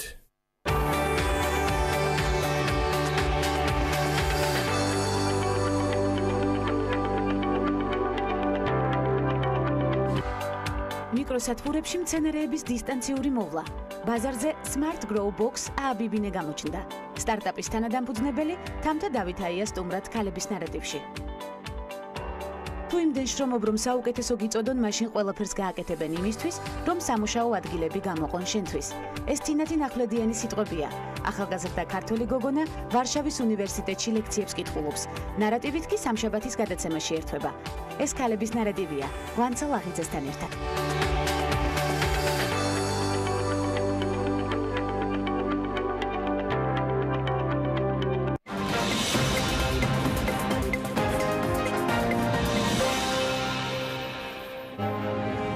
მშენებლობებზე დარღვევის აღმოჩენის პირველივე შემთხვევაში ჯარიმა 30,000 ლარი იქნება. რა სახის დარღვევებზე მკაცრდება სანქციები და იმუშავებს თუ არა ჯარიმა, როგორც უსაფრთხოების ნორმების დარღვევის პრევენცია.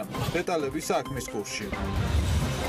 საპენსიო რეფორმის არსი საქართველოს კონსტიტუციას ეწინააღმდეგება. რა არგუმენტები აქვს ახალგაზრდა იურისტთა ასოციაციას, რომელიც საკონსტიტუციო სარჩელს ამზადებს. მთავარი ეკონომიკური და ბიზნეს მოვლენების საქმის კურსში ბექა ბაციკაძე და დავით ჯალაღონია ჩავაყენებთ.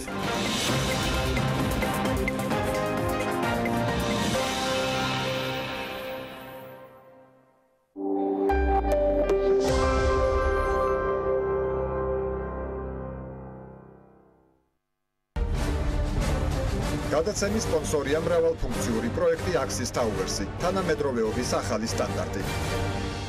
Axis Towers.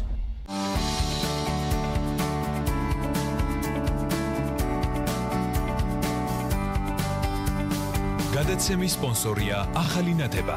ახალი ნათება მე ვირჩევ სინათლეს. გადაცემის სპონსორია კურორტი კოხტამი დარბი. გადაცემის გენერალური სპონსორია სამშენებლო მასალების კომპანია ნოვა. წარმოება, იმპორტი, ექსპორტი. ნოვა.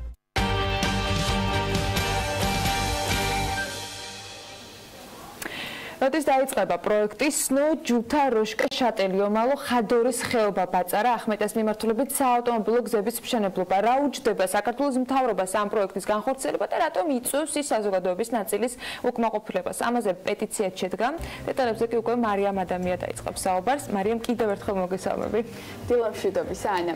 საქართველოს მთავრობის მეთაურმა გიორგი კვირიკაშვილმა ჯერ კიდევ 2 წლის წინ დაანონსა თბილისიდან თუშეთამდე თანამედროვე ევროპული სტანდარტების გზის მშენებლობის შესახებ და აღნიშნა, რომ სნო ჯუთა როშკა შატელი ომალო ხადორის ხეობა ბაწარა ახმეტეს მიმართულებით საავტომობილო გზის მშენებლობა რეკონსტრუქციის განსახორციელებლად ალტერნატიული მიმართულებების ანალიზისა და დეტალური საპროექტო დოკუმენტაციის მომზადება უკვე დაწყებული იყო.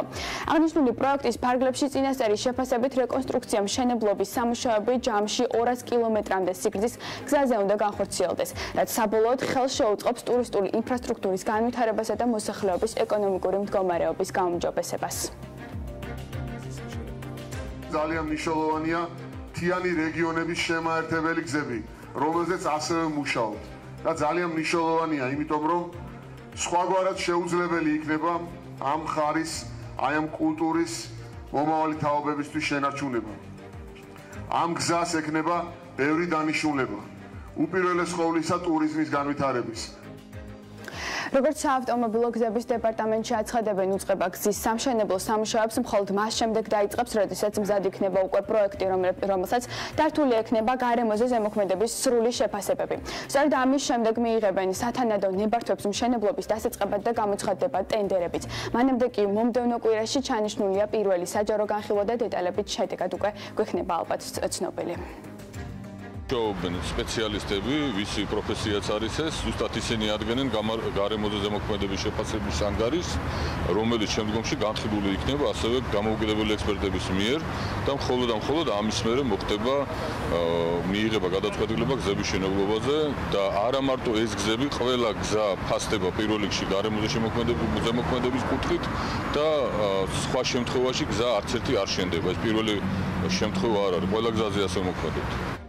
თუმცა გზის მშენებლობას ტურიზმის სფეროში ჩართული საზოგადოების ნაწილი არ ეთანხმება და ამბობენ, რომ საავტომობილო გზა გადაკვეთს აქამდე ხელუხლებელ მთებს, ტყეებს, უღელტეხილებსა და ალპურ ველებს. ამის გამო გარდაუვალია პირველყოფილი ლანდშაფტების, ეკოსისტემების, ენდემური, რელიქტური და საფრთხის წინაშე მყოფი სახეობების საბინადრო გარემოს დეგრადაცია და კატასტროფული სტიქიური მოვლენების ზრდა არის მოსალოდნელი. პროექტის გამოხორციელებლები არც კანონმდებლობისა და ქვეყნის საერთაშორისო ვალდებულებების დარღვევას ერიდებიან. სწორედ ამ მიზეზების გამო კი შედგა პეტიცია მოთხოვნით დავიცვათ მაღალმთიანი რეგიონები დამანგრეველი გზების მშენებლობისაგან. ამ დროისათვის პეტიციას 3325 ადამიანი აწერს ხელს, ხოლო გზების დეპარტამენტის თავმჯდომარიც გიორგი სეთურიძის თქმით, ისინი თანამშრომლობენ პეტიციის ავტორებთან და ითვალისწინებენ მათ შეხედულებებს. არასდროს არ ქონია ესეთი შეხება განსაკუთრებით გზების დეპარტამენტთან, ნამდვილად არ ქონია. ჩვენ რატომ უნდა გქონდეს იმის ილუზია, რომ ეს გზები, რომლის ბიუჯეტში არც კი არის ჩადებული, ამ გზების დრენაჟები, ანუ ძალიან მაღალ ხარისხენად გაკეთება, არ არის ჩადებული, ეს გზები იქნება მოწესრიგებული. პირიქით დააზიანებს ბუნებას, ტურისტები უცებ შეიძლება ამ გზით ბევრად მოკლე დროში გაივლიან ამ მონაკვეთებს, როდესაც შეიძლება გაკეთდეს ფანტასტიკური ბილიკები, ველოტურიზმისთვის ფეხით სასიარულო საცხენოს, და ძირითადად სულ ჩართულები იყვნენ ადგილობრივები ამაში. რასაკვირველი თქო დანარჩენ ტურიზმის ინდუსტრიასთან ერთად. ზუსტად ეს მოუტანს ქვეყანას შემოსავალს. პეტიციაში მითითებულია, რომ პროექტი მძიმე დარტყმას მიეყენებს საწყის ეტაპზე მყოფ სათავგადასავლო და ეკოტურიზმს, საცხენოსნო და საფეხმავლო ტურიზმს, სამთო, ველოტურიზმსა და ასევე ვეღარ განვითარება ზამთრის სკიტურინგის მარშრუტები. გარდა ამისა, დიდი თოვლის მეწყერებისა და ხვარცობების გამო გზის კარგ მდგომარეობაში შენარჩუნება პრაქტიკულად შეუძლებელი იქნება. გზის მოვლა ძალზე დიდ დანახარჯებთან იქნება დაკავშირებული, რაც ნიშნავს, რომ სახელმწიფოს რესურსები ისეთ მნიშვნელოვან და გადაუდებელ საჭიროებებს მოაკლდება, როგორებიც არის მაგალითად პენსიები, მასწავლებლების ხელფასები და მაღალმთიანი რეგიონების მდგრადი განვითარება.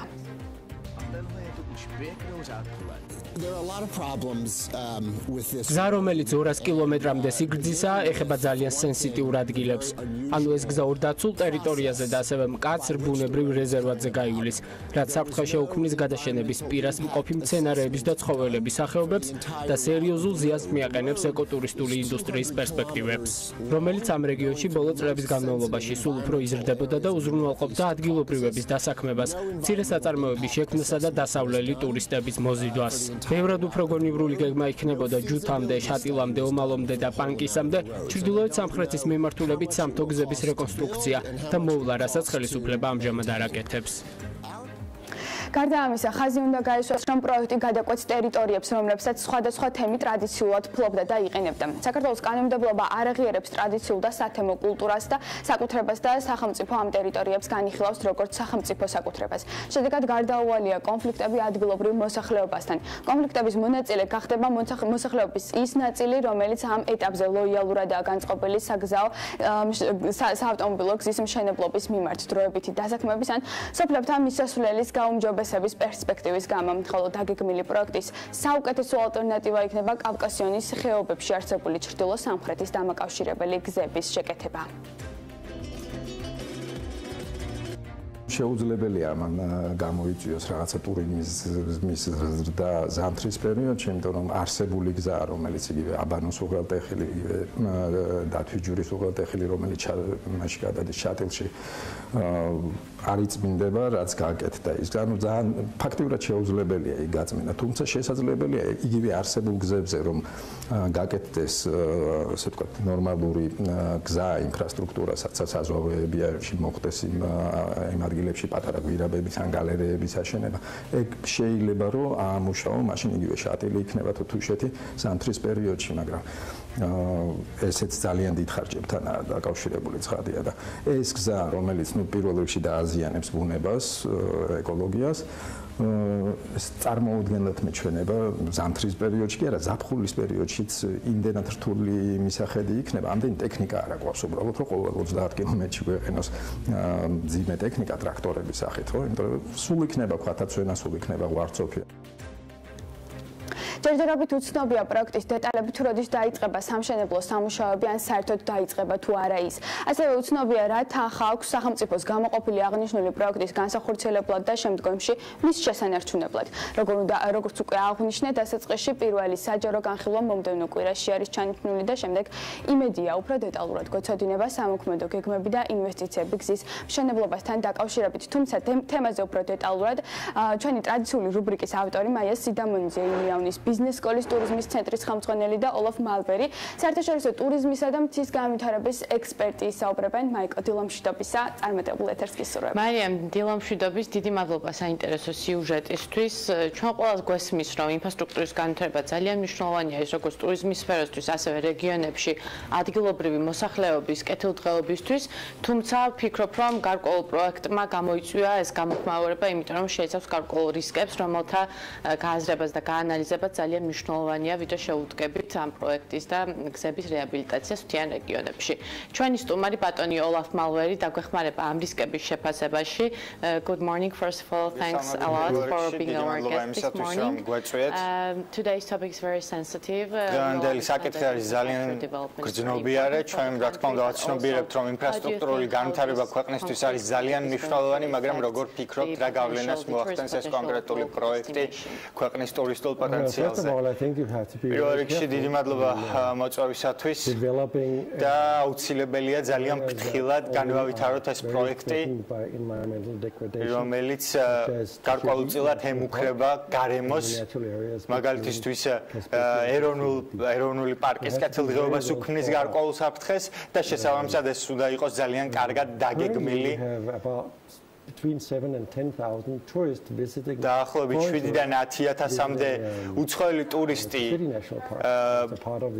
ყოველწლიურად სტუმრობს თუშეთის ეროვნულ პარკს და ეს არის ძალიან კარგი ადგილი ტურისტული ბიზნესისათვის, შესაბამისად ამას აქვს ქვეყნის ეკონომიკაზეც ძალიან მნიშვნელოვანი გავლენა და სანამ გადავდგამთ კონკრეტულ და რადიკალურ ნაბიჯებს, რომელიც ეკოსისტემაზე მოახდენს გავლენას, ჩვენ უნდა ვიყოთ აუცილებლად ძალიან ფრთხილები. და ჩვენ ვიცით, რომ ეს რეგიონი შეიძლება განვითარდეს ძალიან სწრაფად, ჩვენ არ ვიცით ამჟამინდელი მდგომარეობა თუშეთის დაცული ტერიტორიებისა და ჩემი პოზიციიდან უკეთესია ამ პროცესის შეწყვეტა და უფრო ამომწურავი დიალოგების წარმოება. ფიქრობ თუ არა რომ მომავლისათვის ეს გამოიწვევს უფრო ნაკლები ტურისტების შემოდინებას თუნდაც თუშეთის ფარგლებში, ვინაიდან და რადგანაც დღევანდელი პირობები თუშეთში არის უფრო მიმზიდველი ტურისტებისათვის სწორედ მისი ნაკლებად მიღწევადობის გამო. ვფიქრობ, რომ თუ კი პროექტი განვითარდება შესაბამისად თუშეთში ის პირიქით გააძლიერებს ტურისტულ პოტენციალს, თუ კი პირიქით მაშინ ეს გაანადგურებს ტურისტული პოტენციალის განვითარების შანსებს. შესაბამისად ეს უნდა იყოს ძალიან დეტალურად დაგეგმილი. იყავით თუ არა ჩაბმული ამ პროექტის გარშემო დისკუსიებში. მე თავრობასთან არ ყოფილი ვარ ამ დისკუსიებში ჩართული, მაგრამ ჩემი მეუღლე არის თუშეთიდან, მეც თუშეთში თუშეთთან ძალიან მჭიდრო კავშირები მაკავშირებს და ადგილობრივ მოსახლეობასთან მაქვს კონტაქტი. და თუშ საზოგადოებასთანაც ძალიან ახლოს ვიმყოფები შესაბამისად მე ვიცნობ მათ პოზიციას, მე ვიცნობ მათ მოსაზრებებს და ეს საზოგადოება დამოკიდებულია სწორედ ამ ტურისტულ შემოსავალზე რეგიონში, შესაბამისად ამ ყველაფერს ძალიან ფრთხილად უნდა მივუღეთ. ამ პროექტის გამომართლებელი ერთ-ერთი საბუთი არის ის, რომ ეს არის ძალიან კარგი პროექტი სწორედ ადგილობრივი საზოგადოებისათვის, მაგრამ ადგილობრივი საზოგადოების დიდი ნაწილი ეწინააღმდეგება ამ პროექტს. დიახ, მე ვიცი რამდენიმე თუში, რომელიც ძალიან რადიკალური პოზიციის გახლავთ ამ საკითხთან დაკავშირებით. პირველ რიგში მე მინდა რამდენიმე სიტყვის თქვა თუშეთზე. თუშეთში ძალიან ცოტა ადამიანი ცხოვრობს და ამ ადამიანებს არ შეუძლიათ მოახდინონ გავლენა ხელისუფლების გადაწყვეტილებაზე.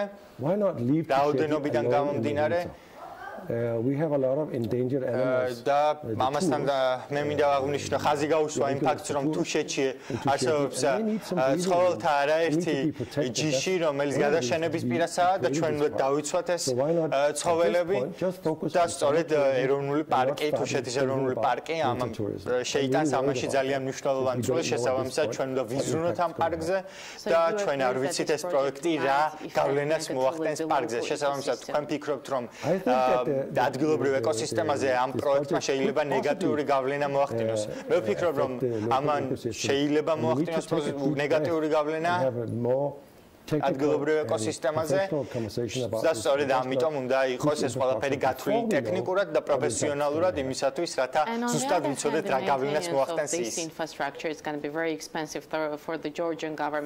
ამასთან ერთად ჩვენ ვიცით, რომ ძალიან ძვირადღირებული პროექტია ეს, ვიცით თუ არა ზუსტი ფინანსები თუ რა დაჯდება ეს პროექტი, მე არ მაქვს ამასთან დაკავშირებით დეტალური ინფორმაცია. მაგრამ რა თქმა უნდა ეს არ იქნება იაფი network across the Caucasus. და ეს არის საკმაოდ მასშტაბური პროექტი.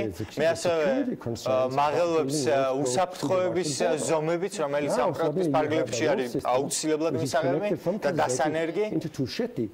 ვინაიდან და რადგანაც თუშეთის ეს რეგიონი არის საკმაოდ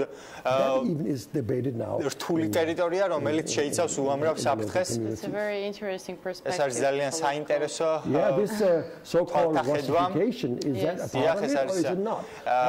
ის პერსპექტივა, რომელიც აუცილებლად უნდა იყოს გათვალისწინებული პროექტის ფარგლებში. დიახ, მეც ვფიქრობ, რომ ეს არის საკითხი, რომელიც აუცილებლად უნდა განვიხილოთ მომავალში, მაგრამ დაუბრუნდეთ ამჟამინდელ სიტუაციას.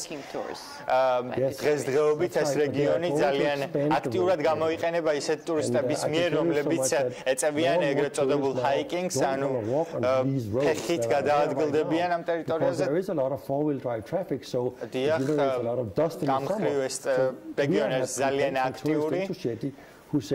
და მე წავაწყდი არაერთ ტურისტს, რომლებიც აკეთებენ კომენტარს თუშეთზე, რომ ეს არის არამიმზიდველი თუ კი იქნება გზა თუშეთში, რომელიც მათ მიუთითებს მიმართულებას და მათთვის გაცილებით სასურველია გავვალი ბილიკებით სიარული. რა შეგვიძლია გავაკეთოთ ამ გზების და ამ პროექტის ფარგლებში იმისათვის, რათა უფრო პოზიტიური გავლენა მოვახდინოთ რეგიონზე. პირველ რიგში უნდა გავითვალისწინოთ თუშური საზოგადოების ინტერესები. in Tusheti.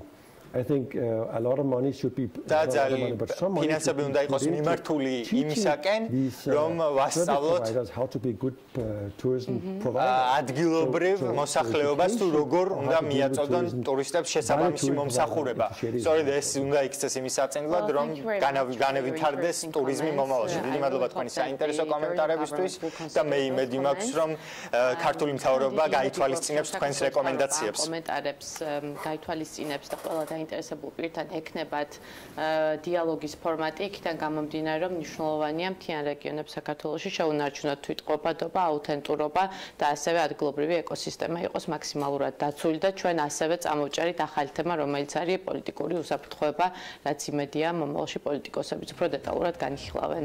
დიდი მადლობა და გეშტობებით შემდეგ სამშაბათამდე. მადლობა მაია საინტერესო რუბრიკისათვის. ეს არის თემა, რომელიც დარწმუნებულია, რომ გაგრძელდება და კიდევ ბევრ სიახლესთან დაკავშირებით იქნებიან ჩვენი მაყურებლების საქმის გულში, საქმიანი დილის ეთერებიდან თუ სხვა გადაცემებიდან, რომელსაც ტელეპიროლის მაყურებლებს თავაზობთ და რა თქმა უნდა, არც BMG დააკლდება სიახლეებს ვებგვერდზე. წინ ქალების ნარატივი გელოდება, ძალიან საინტერესო სტუმრები და თემები და აუცილებლად უნდა დაელოდოთ ზუსტად 3-ზე ფიქაბაციკაძის და დათო ჯალაღონიას საქმის კურსის ეთერს.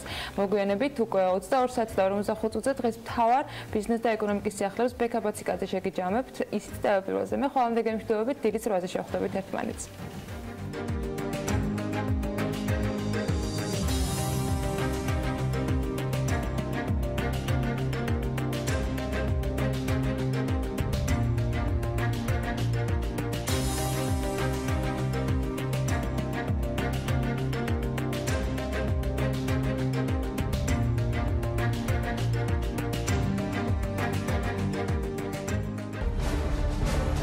გადაცემის სპონსორია მრავალფუნქციური პროექტი Axis Towers-ი, თანამედროვეობის ახალი სტანდარტი.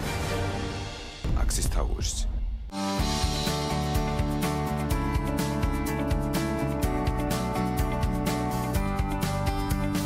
გადაცემის სპონსორია ახალი ნათება.